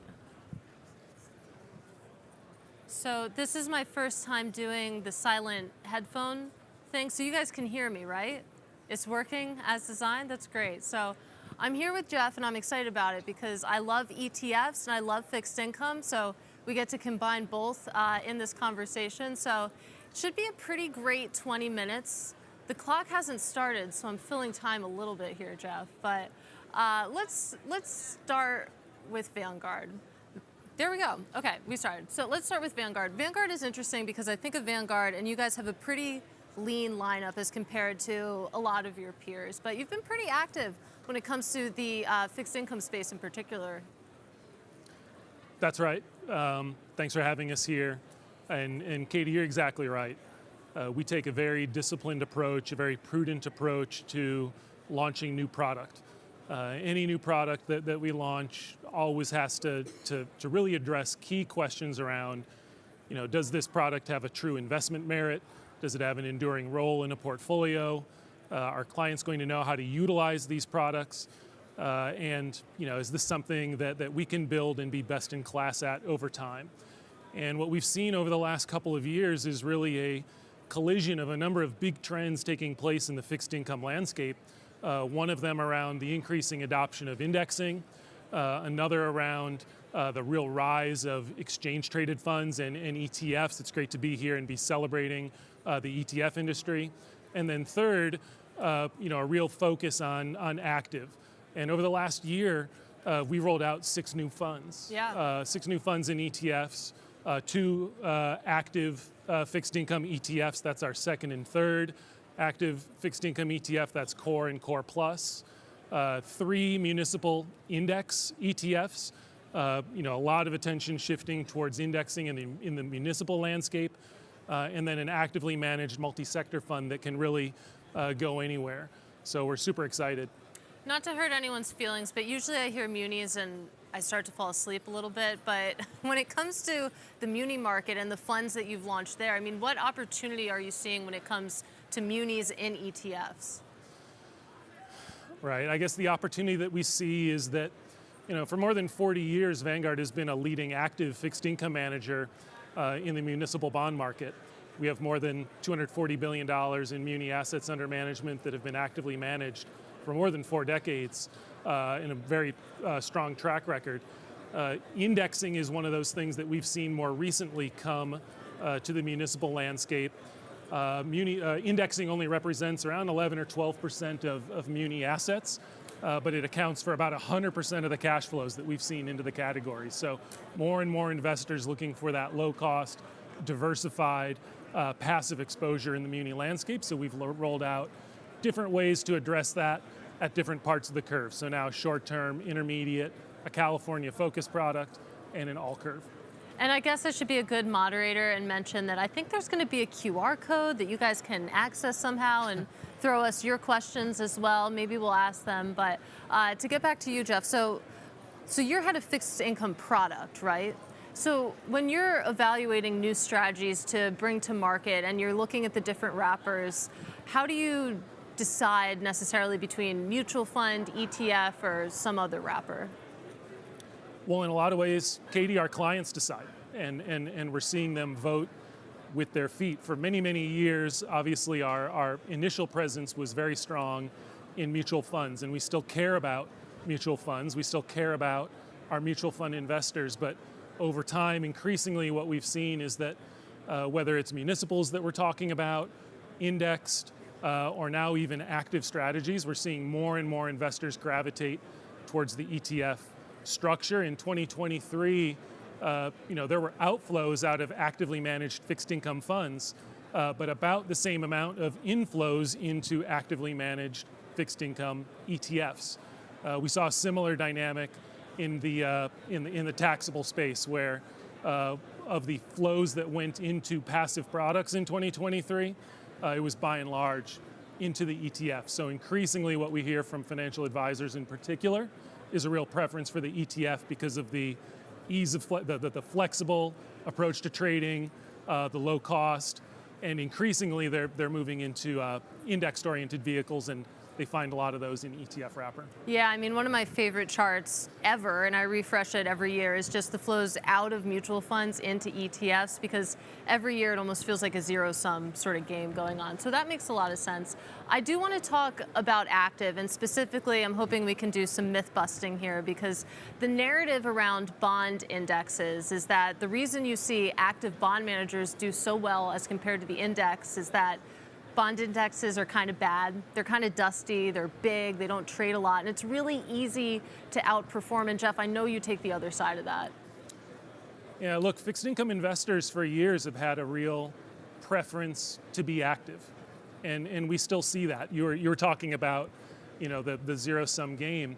In 2023, for the first time among mutual funds and ETFs, there's now more assets in index strategies than active. That's a little farther along in equities than it is in fixed income. Only about 40% of fixed income assets are indexed, but that's up from about 20% only about a decade ago. So it's moving in that direction. And I think it's moving in that direction because it is actually really hard to outperform benchmarks if you're an active manager. It can be done, but if you're going to be successful being active, you really need a disciplined process. You really need to invest in top talent on that team, and you really need to come in with a rock bottom cost. Only about 20% of active managers outperform those benchmarks on a 10-year basis, and that's research that Vanguard has done, but we find similar results when we look at others in the industry that evaluate this. So it's not as easy as it looks. Like if I started an active bond ETF tomorrow, you're saying I wouldn't outperform necessarily. You know a lot of people in the industry. You could probably assemble a pretty good team pretty quickly, true. Katie. Yeah, but maybe some people in a lot this of times room. it does come down to that team. Yeah. Okay, and so you mentioned, that stat has been floating around. I've talked about it a few times today, the fact that passive assets overtaking active assets at a broad level. Like you said, it's more advanced when it comes to equities, but one of the conversations that I've been having over the past week, I know that we all have the debate about whether passive assets are distorting price discovery. I think David Einhorn said that markets were fundamentally broken in a podcast last week. So that's the conversation. I feel like it's applied to equities specifically. But when it comes to passive assets in bond markets, do you think that that's at all creating a distortion? Do you think that it's sort of distorting price discovery, or is the bond market just so big that maybe it doesn't matter? I would go the other way and say that the increase of ETFs, the increase in indexed ETFs, and the focus there has really helped the bond market. There's been a lot of innovation. There's been a lot of technology invested in building better samples, building better optimizers to help manage bond index funds. And I know that one of the impediments for some investors to adopt more fixed income ETFs pre-2020 in particular was a question around how are these types of structures, how are these type of ETFs going to hold up in a more volatile, maybe less liquid, more challenging market environment. And the truth is in 2020, and then even to an extent in 2022 when markets were disrupted by all the volatility, fixed income ETFs really shone and proved their mettle. And I think that's allowed many investors to get more and more comfortable using them in either the core part of the portfolio or as satellites to really reflect tilts in the portfolio. And that's a big way that we see fixed income ETFs being used, both as a core with products like BND, which can be used to get your broadly diversified exposure to the market. But we know that many fixed income investors and advisors like to put on tilts. They like to tilt short or tilt long duration or tilt towards credit or tilt away from credit or to high yield or outside the US. those sorts of tilts can be put on with ETFs in a pretty low-cost liquid way. Well, when it comes to the question of whether or not fixed income ETFs would perform in a volatile environment, you think back to March 2020. I feel like the Fed gave their good housekeeping seal of approval. They actually bought credit ETFs. They did. They probably ended up having to use less of that than they expected, because just the very signal that the Fed was going to step in and support, if necessary, was a big vote of confidence for the market, and you did see sentiment respond that way. But 2020 was a real turning point for fixed income ETFs and investor adoption and acceptance. Yeah. I feel like civilization as a whole had an interesting 2020. But let's talk a little bit more about just the vast world of fixed income securities, because a conversation you and I have been having is all of the innovation, the different flavors of bond ETFs that have been launching. Now, for example, you have single maturity treasury ETFs. You also have single issue credit ETFs, which I find really interesting. Some products from FM, for example, they have some credit ETFs that just buy a single issue from an issuer rather than buying a bunch of bonds from one issuer. I'm curious what you make of that trend, the fact that it's not just the BNDs of the world anymore. You're getting very, very specialized in some of these new fixed income ETFs that are coming to market. That's been a pattern. I mean, we've seen this trend play out in the ETF industry, both in equities and now in fixed income, where providers will naturally look for other ways to bring product to the market. The target maturity segment is an interesting one. It's one that we're researching. It isn't one that's met all of our internal criteria quite yet.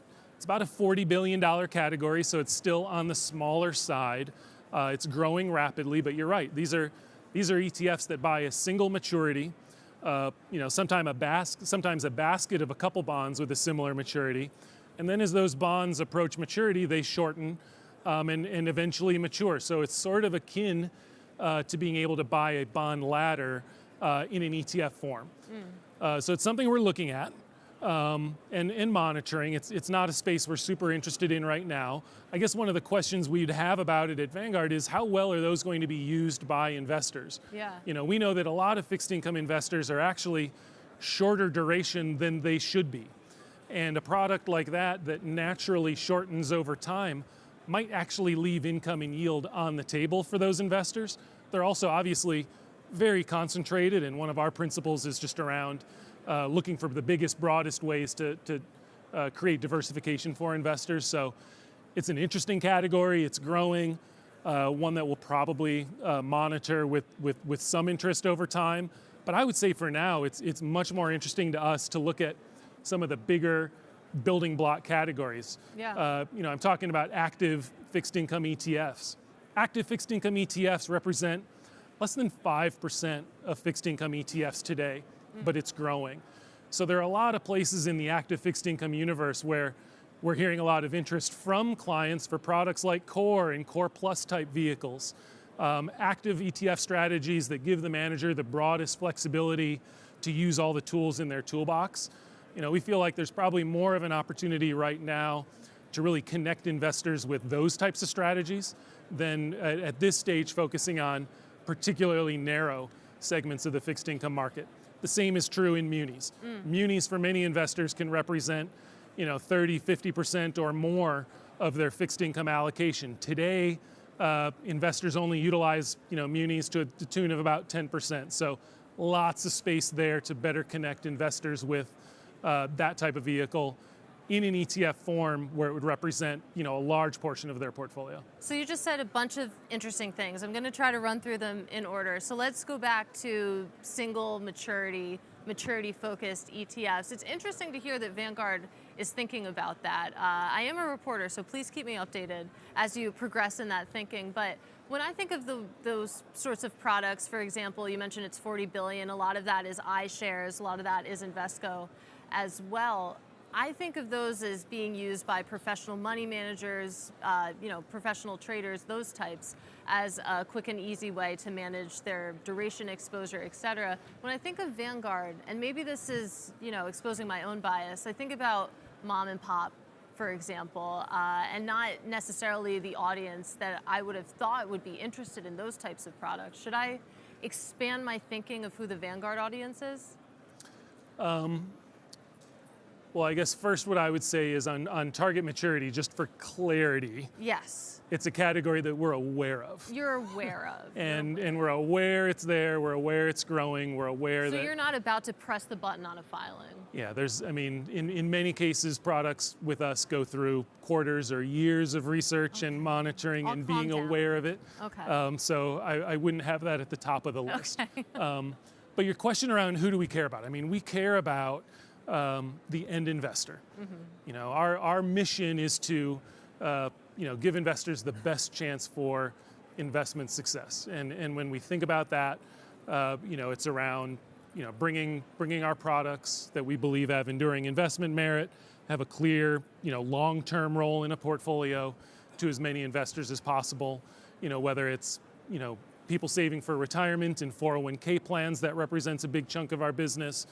Financial advisors is really our biggest and fastest growing group of clients at Vanguard. And then historically, we've had a very deep connection with individual investors through our retail business. So that's our passion. Okay, so I appreciate the clarification. The other interesting thing you mentioned was, of course, active. We've talked about it a little bit already, but obviously active was one of the big stories in the ETF industry last year, including in the fixed income category. And I know I was just dunking on bond indexes, but if I was in a bond index, some of these ETFs have been doing pretty well, just these passive bonds-focused ETFs. What makes active worth it at this point? Well, for many investors who have a higher risk tolerance, and for many investors who are looking for that extra 25, 30, 50 or more basis points of outperformance, there are active managers out there that can deliver that. So that's a big part of what investors are thinking about as they build a fixed income portfolio. And we have this conversation with investors all the time, and it usually involves us asking them a lot of questions around what's your time horizon, what's your risk tolerance, how sensitive are you to potential drawdowns, what's important to you, what's in that core of your portfolio, and how are you looking to use active. Increasingly, I think what we're seeing is that a lot of investors are using active in core plus and multi-sector type mandates that give the manager the broadest flexibility to overweight and underweight different sectors, overweight and underweight different securities, tilt towards high yield or emerging markets at different points in the cycle. But it's incredibly hard. Only around 20% of active managers outperform their benchmarks over time. You give yourself a much better chance of outperforming if you start with a low fee. And one of the nice things about seeing these active ETFs come to market is that you can get into those strategies now, core plus, multi-sector at 10 basis points, 20 basis points. So that markedly shifts the odds in the favor of the investor. But one of the real important considerations when you're going active in fixed income is that, one of the things that we've researched and that we found over time is that for many active managers in fixed income, the portfolio ends up being more of a structural tilt towards shorter duration securities and higher risk, higher yielding, credit-oriented securities. So the lesson here and the guidance that I would give this audience and investors is, to the extent that you're going into active strategies, make sure that you're paying active fees for actual active management and not just systematic tilts towards shorter duration securities and higher yielding, higher credit securities. Well, on that note, you mentioned that a lot of investors are probably shorter duration than they should be at this point. And let's talk about the ultimate short duration trade, and that is the $6 trillion that's sitting in money market funds, which is pretty amazing. Like, there's a few things you can rely on in life, and in the past few years, it's been death, taxes, and that cash bid. When does that cash actually start to leave those ultra short duration funds? It's $1 million question. I mean, we don't have a meeting with investors that doesn't come back to this question around when should I get out of cash and move farther out on the curve. And after years, I empathize, because after years of complaining about low yields or no yields, investors are rightfully really enthusiastic about earning 5% on a pretty risk-free money market instrument at these levels. And they've gotten smarter about that allocation to cash also, because they're shopping around and we're seeing more of the flows going into lower cost money market vehicles. But the real cost that they have to be aware of in cash is the cost of underperforming bonds and the cost of probably not keeping up with inflation over time. And what's probably going to happen this year, we've already seen inflation start to settle down. Maybe we'll enter a recession. Our base case is probably maybe a mild recession later this year. The Fed will start to cut rates. When that happens, those returns on cash are going to settle down. And what we've typically seen is that, after peak Fed rates, intermediate to longer duration bond funds will tend to outperform cash. So for those investors who are thinking about this, we really want to have a conversation with them around what is your time horizon. If you're saving in your portfolio for a 3-year, 5-year, 10-year time horizon, you really need to be farther out on the curve, because farther out on the curve is going to give you a better chance of outperforming inflation over time. We started to see a little bit of that in 2023. All the headlines talked about the hundreds of billions of dollars of flows that went into money market vehicles and the trillions in the sidelines. But the flows that we did see back into fixed income, by and large, went into the sort of core total bond type strategies that are so healthy for investors who are there for the long term. Also, a question, I don't expect you to answer it, but the trillions that have gone into money market funds, a lot of that came from just last March. So I do wonder how much of that is from deposits, for example, from banks versus, money that left those risk assets going into money market funds. Maybe not the same signal as always. We actually do have some audience questions, which is really nice. I guess the QR code is working, as are the headphones. I feel like you just answered this one. Given that short-term bond ETFs offer the same yields as intermediate-term ones, why would anyone take on more risk? I guess that comes back to timelines. Yeah, if we saw a normalization of the yield curve, short rates fall, intermediate should outperform over the long term. And we'll get to the other questions. It's nice to see that we have some. Usually no one asks questions, but I am curious. You think about different vehicles again, and we're talking about money market funds, and when it comes to that cash bid, all of it has gone basically into money market funds. Of course, ultra short duration bond ETFs, they did take in record amounts of money, but you think about money market funds, the cost of money market funds compared to some of these cash-like ETFs, the money market funds are more expensive, and yet you still see that rush into them, people favoring money market funds over the cheaper ETFs. How do you square that dynamic? There's a behavioral bias there to it. They like the stable NAV. There's been an increase in very short duration ETFs. Sometimes they're actively managed, sometimes they're indexed. But that's an option out there that certain investors are using. I think it's encouraging that somewhere around 2/3 of the flows that went into money markets last year were into the lowest cost quartile of money market funds. So investors are getting smarter, and they've gotten very smart about shopping around for the best yield and the lowest cost. But there is a dispersion there. People should not be overpaying for the cash. Yeah, absolutely. We have some good questions here. Let's ask this one. Why do bond ETFs trade at discounts to NAV? At what level discount should I be concerned, Jeff? Well, I wish there was a magic number around what level of a discount an investor should start really paying attention. It's going to depend on a lot of dynamics. The basket of bonds in that particular portfolio, the liquidity of that particular market segment, market dynamics at the time. I think this was something that a lot of investors really looked at in 2020, and they were concerned that the premiums and the discounts would diverge, quite dramatically from NAV. We saw it in select instances, but it tended to normalize pretty quickly. I think that's probably the best that I would say here. Well, this question has gotten a thumbs up, so I feel like we should ask it at the very top. Are there tax advantages or disadvantages for capital gains or losses on a municipal bonds ETF? So, one of the main draw for investors who are moving into muni bond ETFs is the tax advantaged income that they generate. Any fund, any ETF that over time sells shares at gains does have the potential to distribute capital gains. The ETF structure itself has tended to be more tax efficient because of the in-kind structure and the create-redeem process that it has.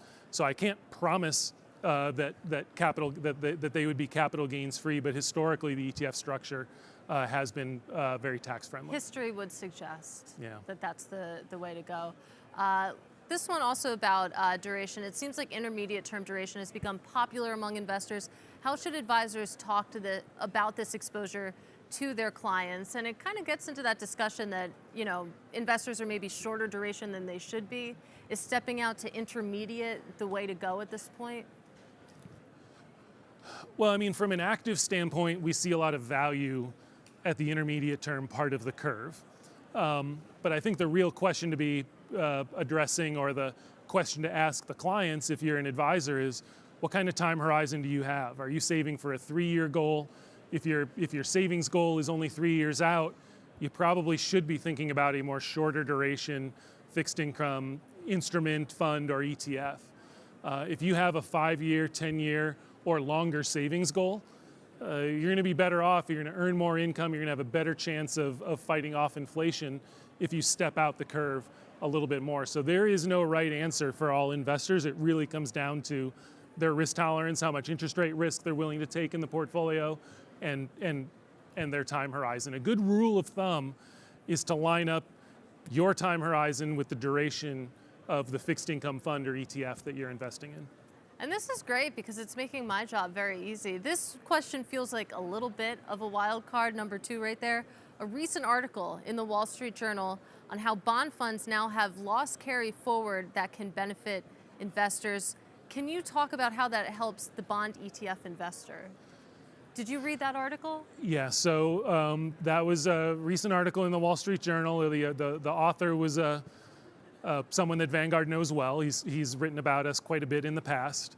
And what he was talking about was, bond markets. I sort of hate to bring this up because I think a lot of us still have scars from the big losses that bond funds experienced in 2022. But those losses produced losses for many fixed income funds that they'll be able to use to help offset gains in the years ahead. So that article was a commentary around how certain fixed income funds, might be even more tax efficient going forward because they have those losses on the books from 2022.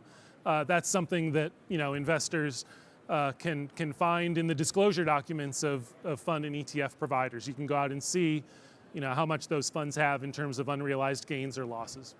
So we have about 3.5 minutes left or so. I guess if we look forward, we're a month, 2 months into 2024. You think about the last few years, and the story was really what we've been talking about, that bid into cash. It was all about cash flow and the fact that, you had high yields on cash relative to the past 10, 15 years or so.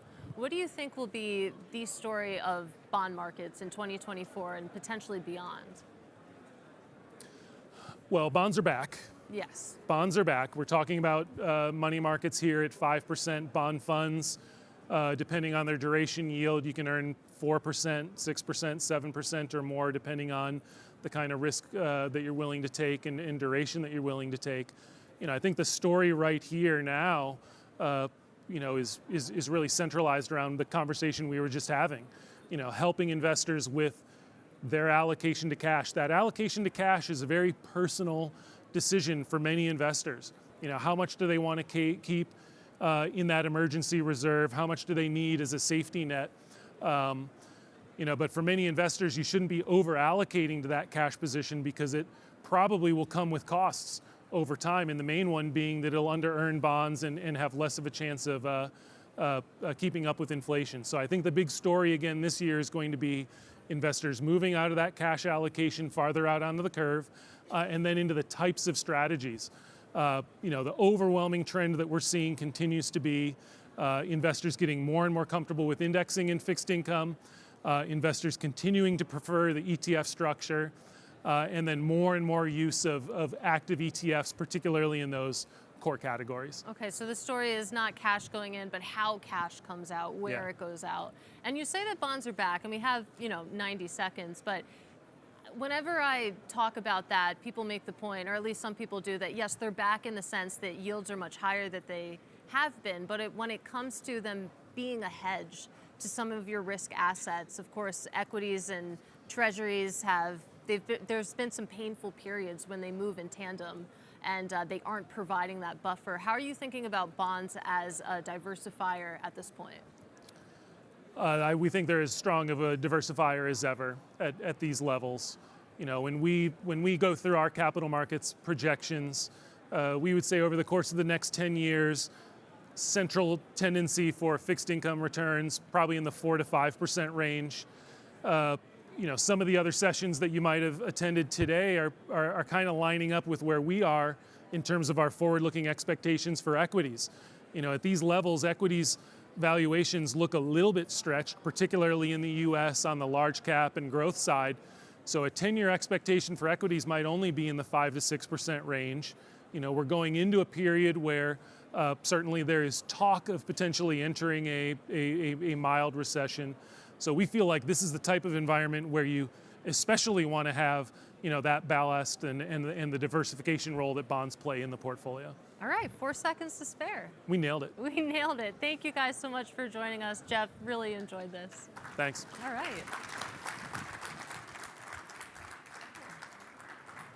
Well, thanks, Katie. Thanks, Jeff.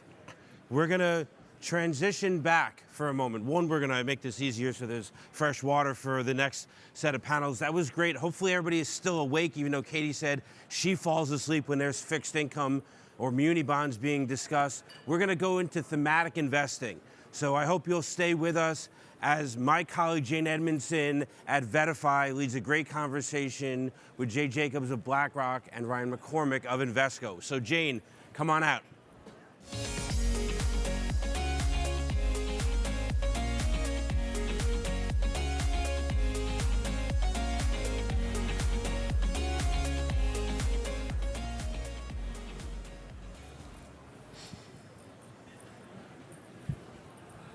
All right, well, we have a very good panel for you, I think.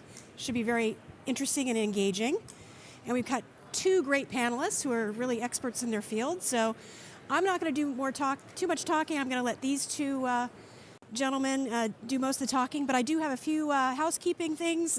We are going to be leaving about 5-10 minutes at the end for questions. So there is a QR code. If you want to ask a question, scan the QR code, and we'll queue those up for the very end, probably, again, the last 5-10 minutes. We have about 50 minutes, I think, for this session. So hopefully we'll be able to get through all the material and get to those questions at the very end. And the topic today is big tech, big medicine, and big ideas. So thematic investing. And what is thematic investing exactly? I think the way I look at it as the head of thematic strategy for Verify is it's really a way to get targeted exposure. So if you want to invest in solar stocks, there's a solar ETF for that. If you want to invest in the Magnificent Seven, there's now a small version, kind of a mini ETF that gives you exposure to those companies. So it is a way to get targeted exposure. It's also a way to get exposure to the trends of the future. And there's billions of dollars in thematic ETFs. We have two gentlemen here who are kind of experts in this area. So I'm going to have them introduce themselves, and I'm going to put them on the spot a little bit and ask them to identify what they think is the top theme for this year, for 2024. So Jay, I'll start with you. Sure. Well, thanks for having me, and thank you everyone for joining this afternoon. My top theme for 2024 is the rewiring of global supply chains. It is the idea that over the last several decades, really since the end of World War II, it was all about having cheap supply chains, low cost, getting things as quickly as you can, as cheaply as you can. And now we are shifting to more resilience with supply chains. And that completely changes how we trade, who we trade with, and what domestic policy in the United States looks like. All right. And Jay, you are with? I'm here with BlackRock. BlackRock, okay. Ryan, would you like to introduce yourself and then tell us what your top theme is going to be? Yeah, sure. Thanks, James. I'm Ryan McCormack. I'm with Invesco. I'm a senior factor and core equity strategist with Invesco. I think my top theme is going to be data. and I'll expand on that a little bit cagey to start, but ultimately, we're kind of past the initial round of who's the beneficiary of the world of artificial intelligence, right? And now as we look to scale, right, utilization kind of across industries, across sectors, what is kind of the next inning, the inning after that? What does it look like? And I think sort of the next step forward is data and data management. Okay, great. Well, we're going to get into those a little bit more detail at the very end when we get to the big ideas section. But right now I wanted to start off and ask you, both of you, what do you think makes a good theme to invest in? So, sort of the winning approach to thematic investing. And then contrarily, what is an example of a bad theme, or maybe a theme that just, what are the elements for an unsuccessful thematic product, I guess? Ryan, you want to start? Sure. I think when you're looking at thematics, disruption is certainly an important part, right? Is it something that either is completely new that we haven't seen before, or is it something that just expands upon or makes much more efficient an existing way of doing something? I think that's sort of just one way to look at it. I would also say, from an investor standpoint, it's very important to have a long time horizon. Right? I think thematic investing, kind of by nature, is longer term. Right? It's very rarely are you going to throw some money at an idea and hope that 6 months down the road, you're going to see a double. Right? In reality, we're not looking to trade; we're looking to invest. So generally, longer term in nature. And then themes that don't pan out.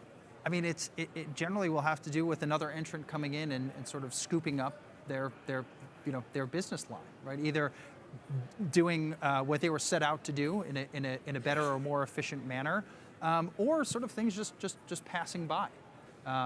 So I think it's sort of a double-edged sword with that longer-term theme, but ultimately I think it's important to note. Jay? There's really three things that we look for in any theme. The first is, what is really the power behind the theme? What is the disruptive potential of it, and how likely is that to happen? We really start from a research perspective in terms of how we think about that.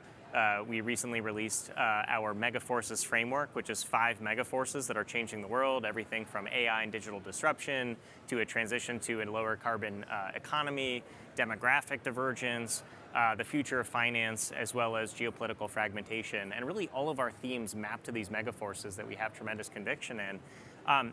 More of the nuance from the ETF angle is the second piece, which is once you have conviction, is it investable?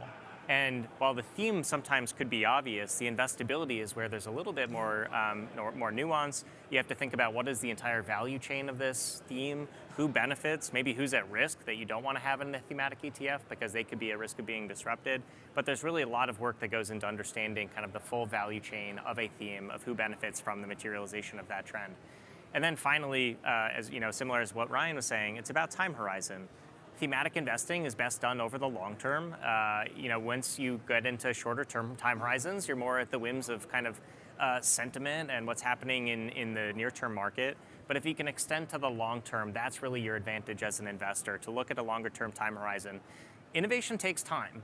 If we look at electric vehicles as an example, GM came out with the first commercially viable electric vehicle in the mid-1990s, and it took until 2017 for the Model 3 to come out, really kind of a mass market electric vehicle. So you can think this is over 25 years of waiting for a mass market EV. That's a long time. It doesn't mean the theme wasn't the right theme. It just means that you have to have that patience as an investor. So can you be too early? Can it be a good theme and you're just too early in the cycle? Would you agree that's the case? You can be early. It's a question of it's not too early if you have the right time horizon for it. Right. So if you are willing to wait 10, 20 years, and that's how you're thinking about your portfolio construction, then probably not. But you can be too late. I think that's the bigger risk, that you miss out on the theme and suddenly that theme is no longer this thematic disruptive idea. It's just an industry at that point. At some point electric vehicles might just be vehicles if that's what every car people are driving. All right, so we're going to get into the area now of big tech, and certainly one of the big themes in technology, certainly last year, and I think it'll be a big theme this year as well. And in fact, we did a kind of a little contest of advisors and people at the conference and asked them what's going to be the most talked about thing at the conference. And AI actually won out as the top thing. So we're definitely going to talk about AI in this context of a great big tech idea. Jay, let's start with you. I mean, how big of a deal is AI? Is it just kind of overhyped at this point? Are we too early? I mean, some of these funds have been out for a while, so maybe not. But from an investment scene standpoint, how transformative is AI?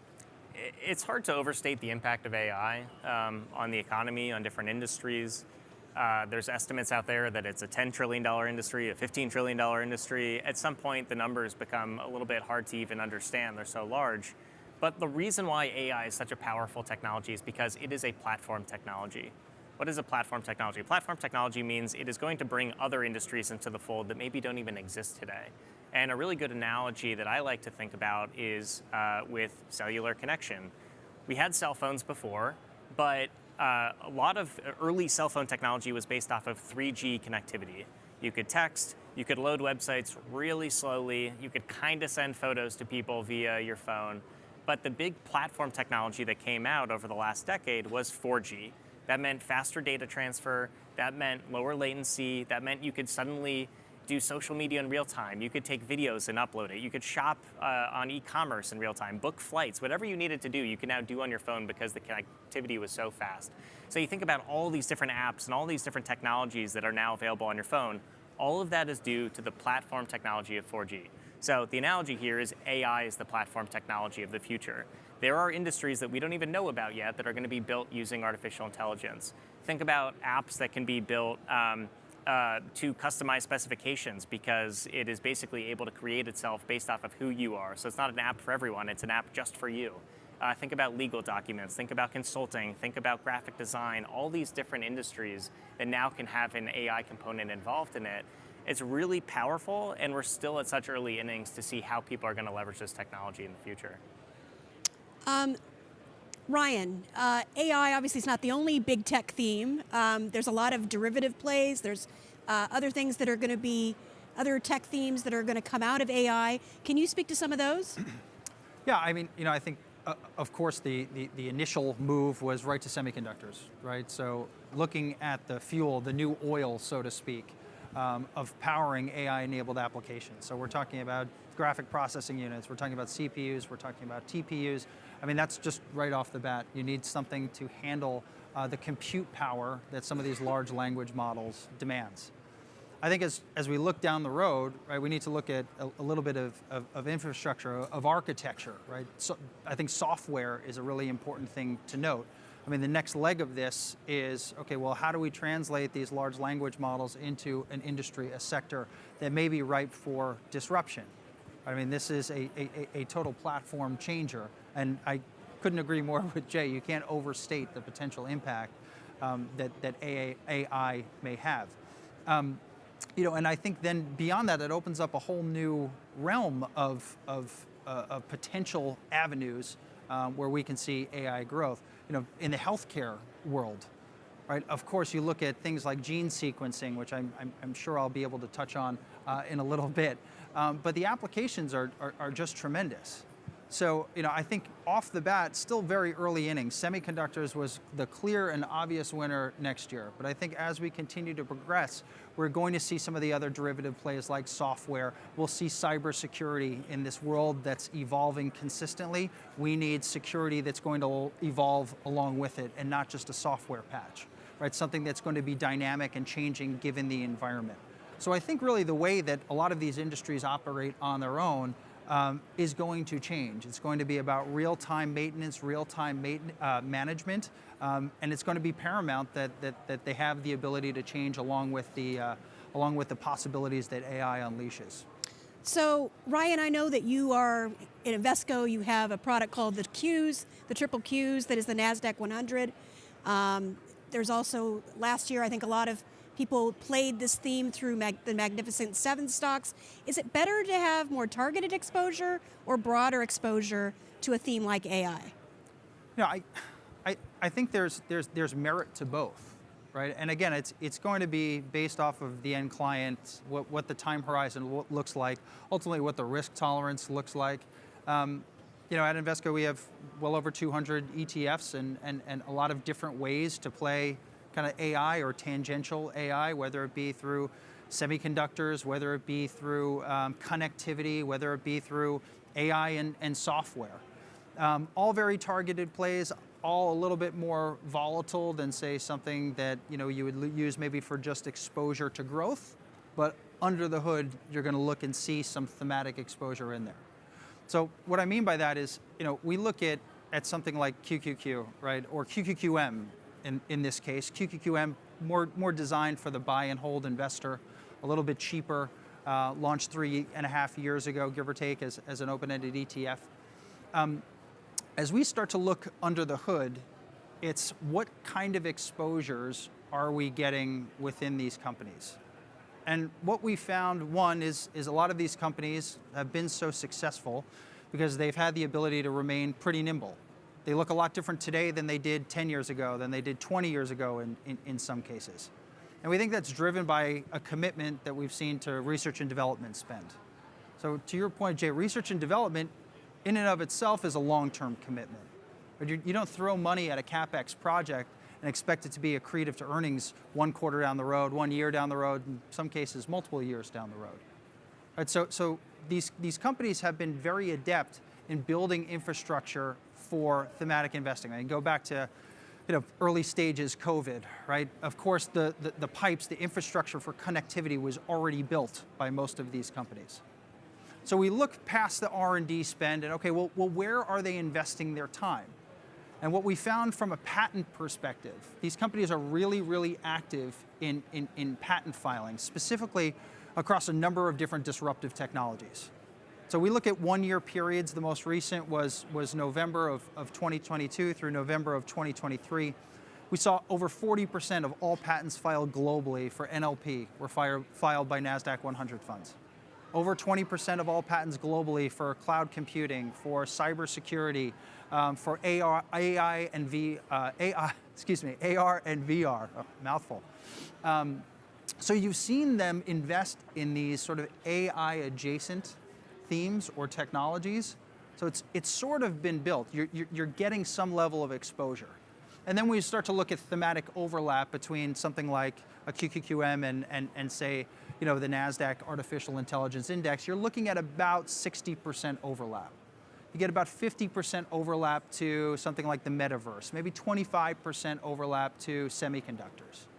So you start to see there are themes that are very AI adjacent, very imperative to the success of AI, but you're also getting access to things like robotic surgery, like bioinformatics, where these companies filed over 18% of patents globally for themes like that.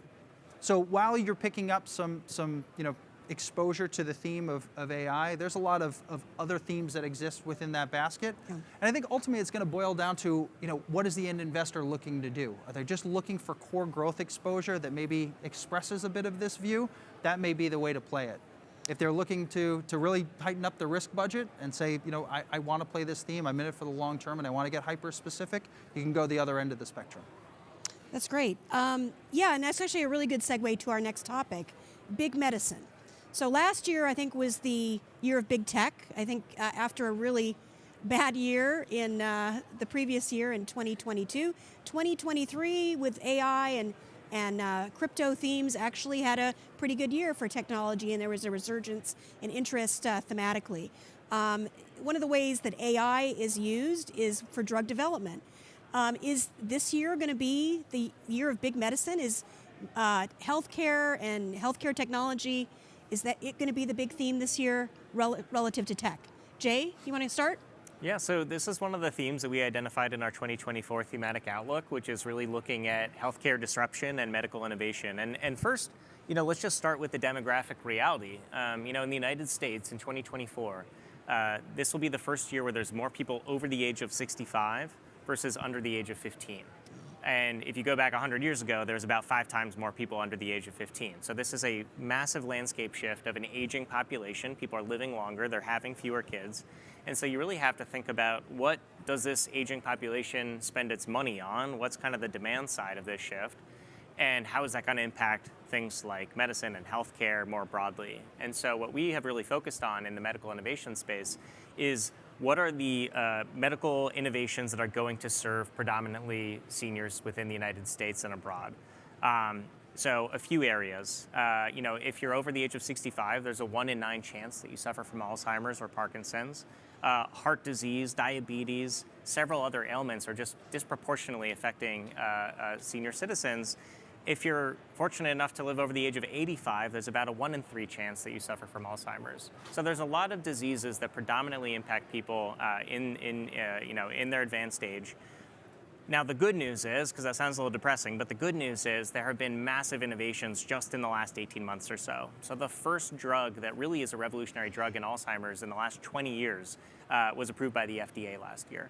Of course, we had the GLP-1 drugs, which, yes, a lot of people thinking about what it means for weight loss, but really it's about diabetes and heart disease, which is great for treating ailments of senior citizens. And then finally, there's still some drugs that are in phase 1, phase 2 trials that could be totally revolutionary for this age group, like a vaccine for skin cancer, which is currently going through trials. So what we are really excited about is kind of that marriage of you have the boomer population, which is aging, and you have all these medical advancements that can really meet some of the ailments of that generation. Now, you were asking about AI and medical innovation, though, and this is probably where things get really exciting, which is the average drug today costs about $2 billion to develop and takes 10 years from idea to hitting the market. Wow. With AI, we expect that it could reduce both the cost and the timeline to coming to market by about 25 to 50%. So a massive shift in just the development of new drugs. If you can develop drugs sooner and less expensively, in a lot of ways that can help answer a lot of the challenges we have in the healthcare system today, because you should have more competition, more drugs treating more ailments at a lower cost than ever before. And this is because it's really an exercise in big data. It's about learning about how the human body works. It's about collecting genomics data. It's about testing different drug compounds against those different genetic compositions. And AI is really well suited to do that kind of math more efficiently than humans even. So it sounds like, in your opinion, healthcare could be a big theme this year. Healthcare could be a big theme this year, but because it sits at the intersection of so many exciting things like AI, like aging populations, and just some of the advancements that we started to see last year that I think are really going to start to be commercialized in 2024. Yeah. Ryan, are there some healthcare themes that you have your eye on? Is that it will be big themes this year and then in the coming years? Yeah, so I'm with Jay on this one, and it's sort of like the wave is cresting, right? I mean, the first GLP-1 drug, I believe, was approved by the FDA in 2005. I think there's 13 currently approved by the FDA. Only 2 are approved for weight loss. Right? So everything else was for type 2 diabetes.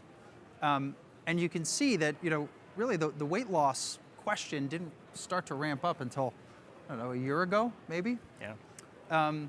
Which I find that really interesting. And then it introduces kind of this long-term thing, and we can point to a number of different diseases. There's NASH, which is non-alcoholic fatty liver syndrome, which was back in 2016, that was going to be the next big thing. It was going to be on this trajectory of hepatitis C. Here we are, 2024, there's an FDA review for the first drug to treat a symptom like NASH. So we sort of had this prolonged period that I think is starting to get lower and lower and more cost effective just in the past 18 months, 24 months. I think it's really exciting. Gene mapping and sequencing in particular, right? This is an exercise in basically technological power. I mean, it is a cost reduction exercise where, you go back just 10 years ago, the cost to map or to go through some DNA sequencing, $10,000 at a minimum. That is now a couple of hundreds of dollars. I think $200 was last I saw.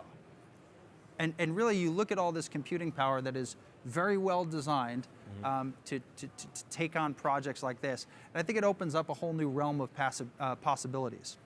Going back to the GLP-1 scenario, right, you have doctors that are looking at it for diabetes too, and now kind of looking at it for weight loss. You start to look at some of the off-label uses of medicine, which also I think can really be heightened by the use of AI and big data analytics. Right? You can start to see parallels in large data sets of existing medicines that have a completely unintended effect but work better than anything that's already on the market. So for me, that's something that's super exciting. I think it has the potential and likely will completely revolutionize the way that we look at healthcare.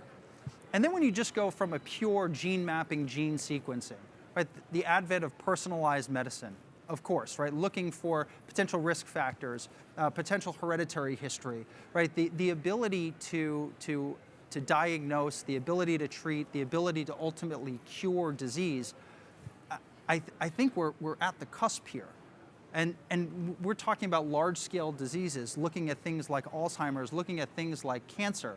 I mean, you go beyond just your regular gene sequencing, you look at sort of the differences in cancer tumors and cancer tumor mutations, right? That can be mapped, which again goes right back into the data set, and again, you start to develop a playbook for how to tackle some of the more complex diseases that we've ever seen. So I think in the world of healthcare, I mean, it is ripe for looking at this intersection of AI, big data, technology, combined with revolutionizing the way that we look, treat, and ultimately cure disease. So we're going to get into the big ideas section of our panel, and certainly we could not talk about big ideas without talking about Bitcoin. Both of your firms have Bitcoin ETFs, spot Bitcoin ETFs in the marketplace, just launched as part of the 9 issuers that received approval for spot Bitcoin ETFs.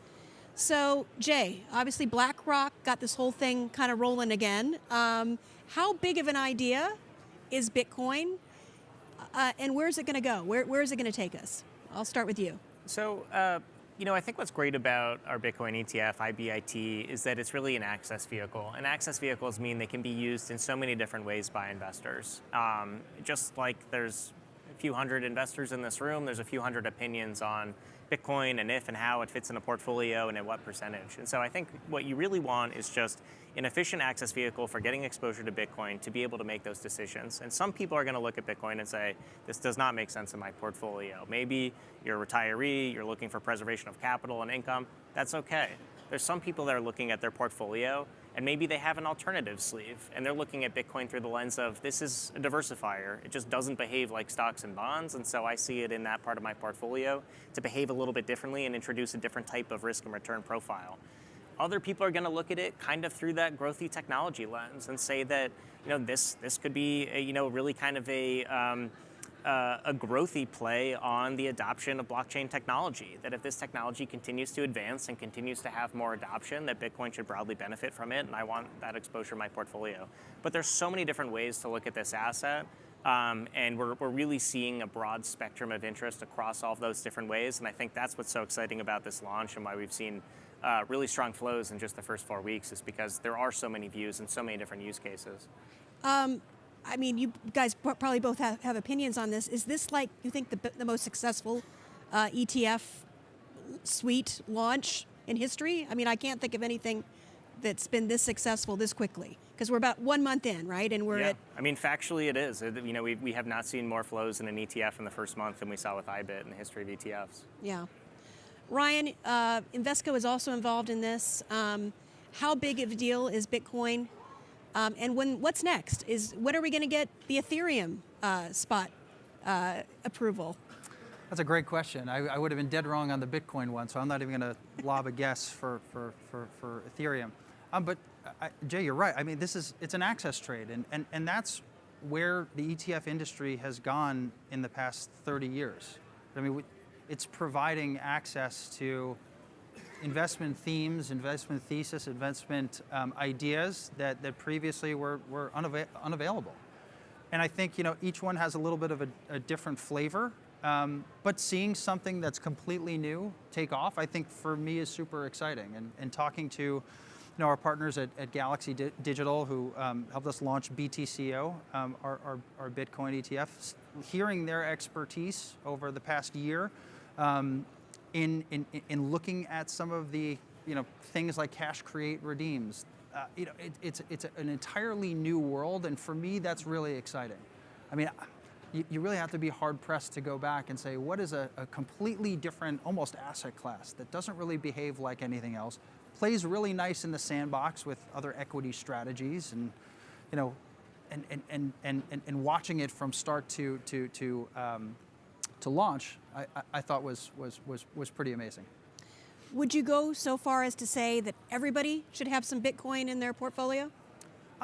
I think most, right? I mean, it's from what we've looked at and blending it with our largest ETF, QQQ. I mean, it really does play pretty nice in the sandbox. I mean, from a risk reward perspective, looking at various blends of the two, I think it introduces a level of non-correlation and something that doesn't really behave like other things. For most investors, yeah, as a diversifier, again, risk tolerance dependent, I think you can certainly carve out a piece of the equity sleeve of the portfolio and introduce it into the fold. Jay, what do you think? Should everybody own some Bitcoin? We've really taken more of an educational approach around Bitcoin. We know people are really just starting this journey of what is this asset and how does it behave and how might it sit along other assets in a portfolio. Mm-hmm. And so we've really focused on that educational aspect and really thinking about it from a whole portfolio lens. I think some people will see it as a great exposure in their portfolio. Other people will not, and that's okay. Again, this is an access vehicle. We have 400 plus ETFs on our platform. Not everyone owns every ETF, and that's okay. That's the beauty of ETFs, is the ability to get that efficient access, that easy access and convenience, and the high quality of a BlackRock ETF through a single click. All right, talking some more about big ideas. Actually, big ideas don't necessarily have to fall into healthcare or technology. Actually, one of the most successful themes last year from a flow standpoint was infrastructure, which is obviously, again, kind of an intersection of many different themes. Jay, you identified your top theme for the year to be supply chain and the things associated with that. Do you want to go into some detail about why that's going to be such a big theme this year and why it's going to have some staying power in the future? Yeah, absolutely. If you look at the last several decades, really since the end of World War II, you saw more globally integrated supply chains around the world, and really supply chains that were oriented around how can you get things as cheaply as possible, as quickly as possible from around the world. And that is starting to reverse. You can point to COVID-19, you can point to increasing tariffs between certain countries, Brexit, even the global financial crisis. There's been kind of a string of instances that have really started to challenge what makes sense from a global supply chain perspective. Most recently, I think you have to look domestically at some of the policies that have passed to see kind of what this means. We had the Infrastructure Investments and Jobs Act in 2021. We had the CHIPS and Science Act. We had the Inflation Reduction Act. And all of these were really designed about making the U.S. more competitive in growth industries, whether it was semiconductors, whether it was the infrastructure to move things around the country more efficiently, electric vehicles. But it clearly became a government priority that the U.S. should be more competitive in manufacturing. Now, the challenge with that comes back to another theme we talked about today, which is demographics. The U.S. has an aging population. About 20 million jobs were added to the United States in the last 10 years. Looking forward, it's probably only going to be about 5 million jobs. And so even if we want to lead in semiconductors, even if we want to lead in electric vehicles, we frankly don't really have the people to do it. And that means that as we try to build more in the United States, we really have to look at what are some of the most compelling trade partners to partner with in these supply chains. And one of the big winners so far has been Mexico. So last year, Mexico became the biggest trade partner of the United States. For obvious reasons, you have USMCA, so you have free trade. You have lower cost of labor, you have young demographics in Mexico, and of course, it's very close to the United States. So it's very easy when you're building a supply chain for electric vehicles. You could integrate with Mexico to be able to do a lot of the manufacturing in Mexico and bring it across to the United States for kind of final assembly. Similarly, though, you can look at India as a big beneficiary here as well. India is what we call a connector country. It really is lowering tariffs with the United States as well as broader Asia. You've seen certain companies building more manufacturing capacity in India for similar reasons. Lower cost of labor, large young demographics, very technologically savvy population. And so that's really turned out to be a big beneficiary in this rewiring of supply chains as well. So there's absolutely a US story here around infrastructure, around semiconductors, but there's really this kind of global story as well, is what are these countries that are getting kind of drawn closer to the United States as we think about what supply chains of the future look like. That's great. Ryan, your big idea was related to data. Can you go into more details on how data will become more important this year and in the future. Yeah, I try to look at the AI bell curve, right? Which, I mean, at this point it seems parabolic.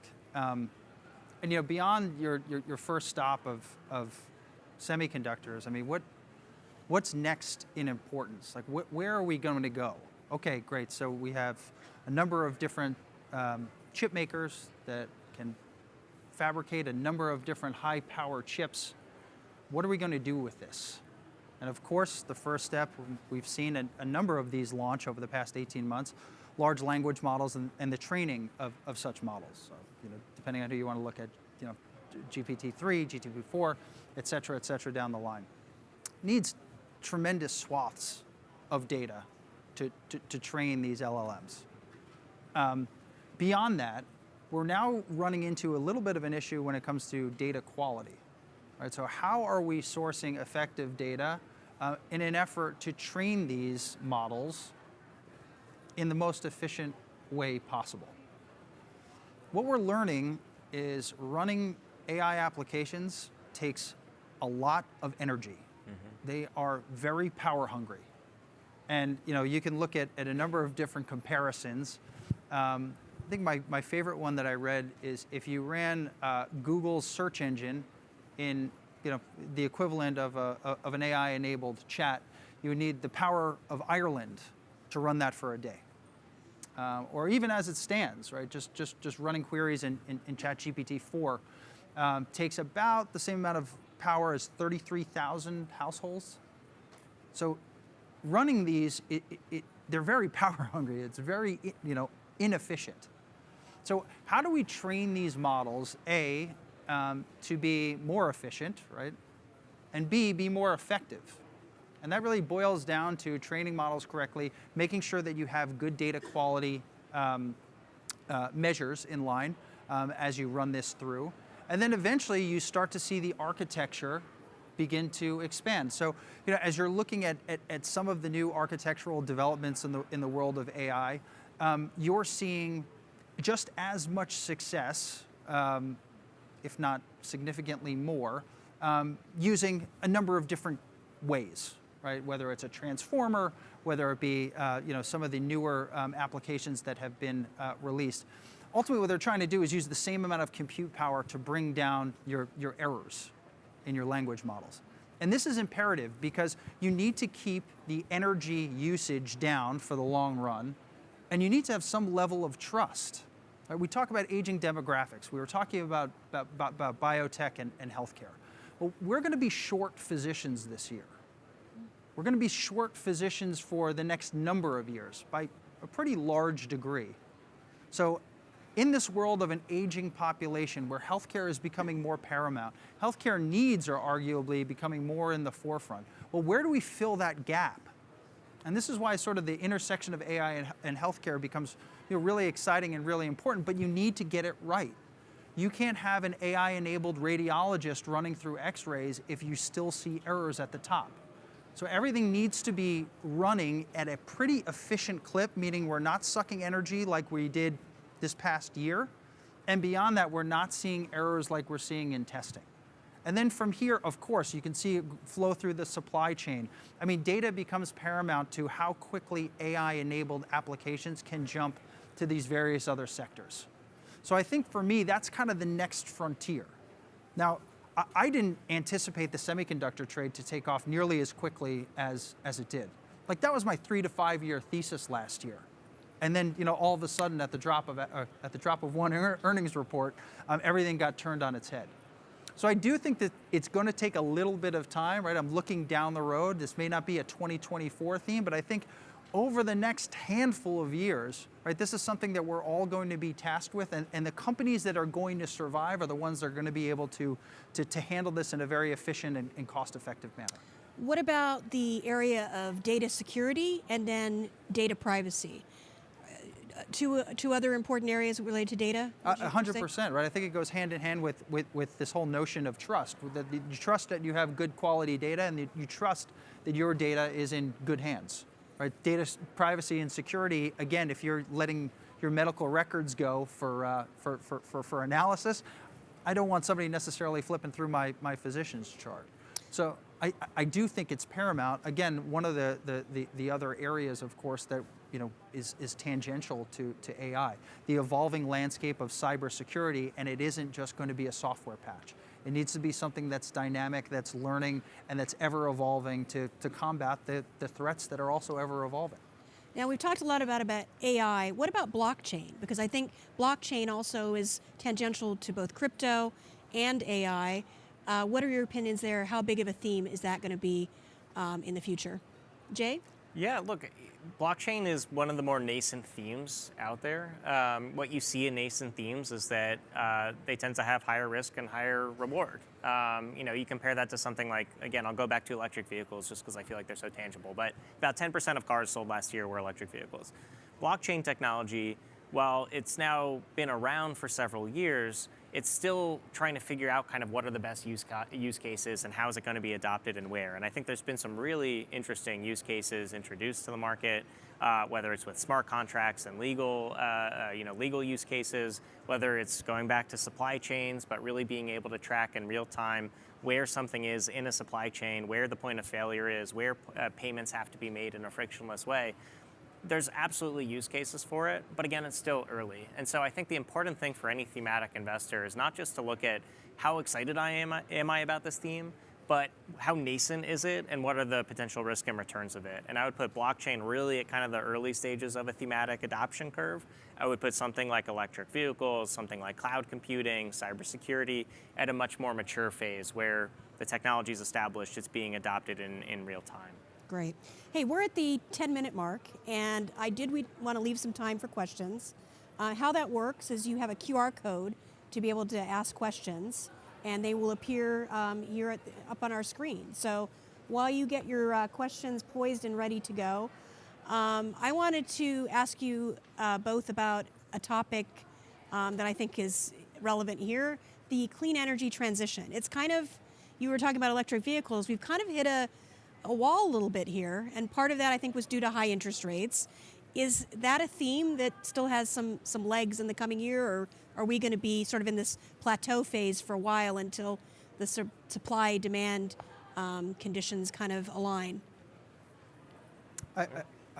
I think this is absolutely a theme that still has legs. I mean, ultimately what we're trying to do is find the easiest and most efficient way to get power. Right? I mean, consumption continues to go up, right? And until we really wholeheartedly change consumption or find a way to become much more efficient on that front, the need for power generation exists. And at this point, there is not a one-size-fits-all. You need to take it wherever you can.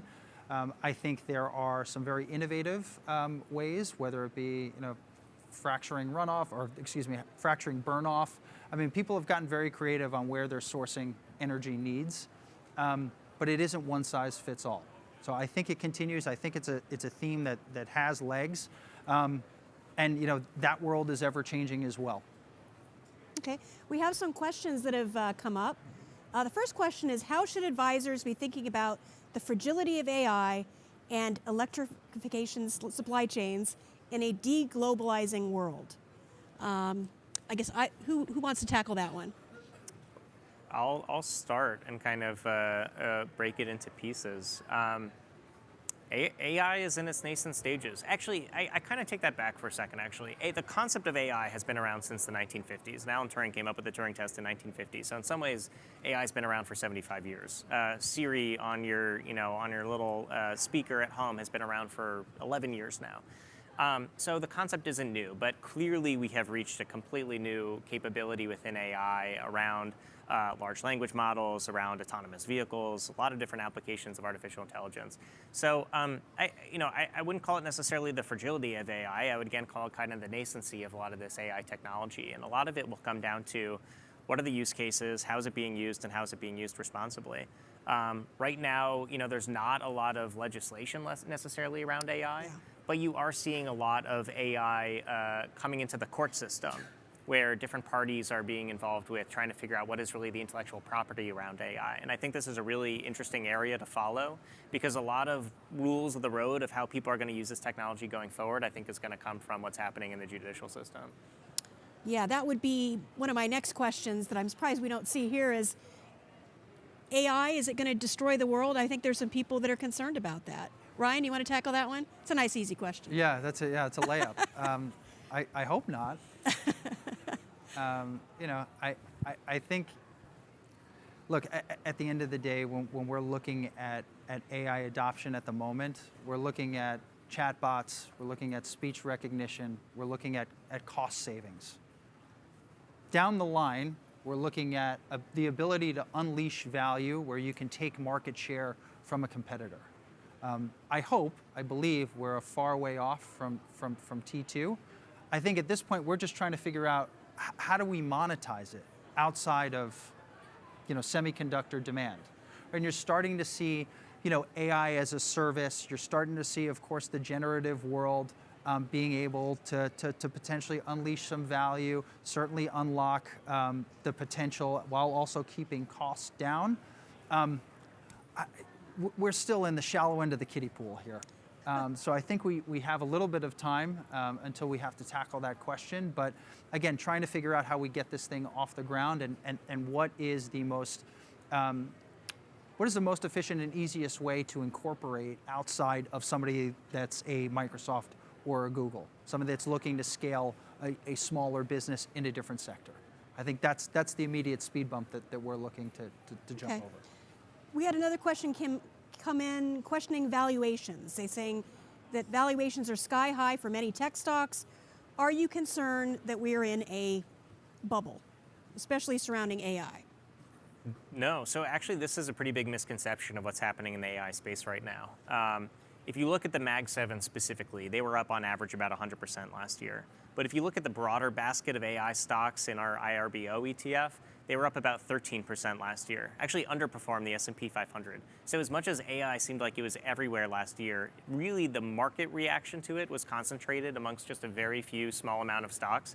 Now, it makes sense. Those are the largest, most powerful technology companies in the world. They're developing some of the large language models that are really starting to contribute to this revolution in AI. But there's so much more to the value chain in AI that really hasn't participated in this rally. A few areas. So while we've seen GPU manufacturers do very well, these are the companies that are building basically the Ferraris of semiconductors to power AI models. What didn't benefit so much last year was CPU manufacturers. These are the Toyota Camrys of AI. They are the kind of lower cost, efficient chips that are going to do a lot more kind of processing as AI gets smarter and more efficient going forward. So a big part of the semiconductor space did not benefit in this rally. Another part of the value chain that didn't benefit was digital infrastructure. So AI doesn't just happen in the air. There's these really powerful servers hosted in warehouses that have to be cooled, they have to be secure, they have to be co-located next to important data sources, and those companies didn't really benefit from this rise last year. And then frankly, if you just kind of look more broadly at the software space and some of the companies that are really starting to incorporate AI into their platforms, they didn't see the same rise as the Mag 7 either. So if you can really look more broadly across the value chain, the valuations look a lot more attractive. What I would suggest for investors here, though, is it's important to really look at strategies that are diversified. And part of that is how many stocks you own, but the other part of that is what is the weighting scheme. Because market cap weighted strategies are going to be very, very concentrated in the Mag 7, whereas equal weight strategies, which is what we do in our IRBO ETF, are going to be much more diversified across the entire value chain of the theme. Okay, I think we have time for just one more question. What are your thoughts about further diversifying digital asset exposure past and beyond Bitcoin and into other crypto verticals, such as smart contracts, which I think would include Ethereum, and other digital assets? Ryan, you want to tackle that one? Yeah, I think it's you can make the argument for like the picks and shovels play versus the pure exposure. From an Invesco standpoint, we kind of started this partnership with Galaxy with two ETFs that we had launched earlier, right. Blockchain users and crypto economy, BLKC and SATO. So the first move was to almost get a foothold in the space with a trusted partner. So I mean, we do think that there's some merit to looking at those that are either utilizing the blockchain or are a part of the broader crypto economy. Before, of course, we were able to stand up a Bitcoin ETF off the ground. So I mean, I certainly think you can diversify kind of across the digital asset landscape. Again, I think it's going to be very dependent on the client ultimately. Like, what is the risk tolerance? What does the time horizon look like? I mean, everything sounds like a great idea, but ultimately, it's not one size fits all. So any predictions on when we're going to have an Ethereum spot? No? No No predictions? No predictions? No predictions. Okay, I'm gonna put myself out there and say September in the fall. How's that? Not that I have any control over any of that, but that's, I think, what I've heard a few people say. All right, thank you so much, panelists. Jay Jacobs, Ryan McCormack, thank you so much. Thank you, audience. You were great. Thank you.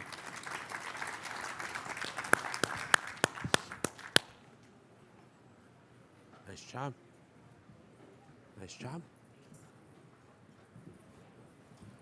Okay, I believe a slide is going to pop up for a second just to give you a heads up for what's happening tomorrow. There we go.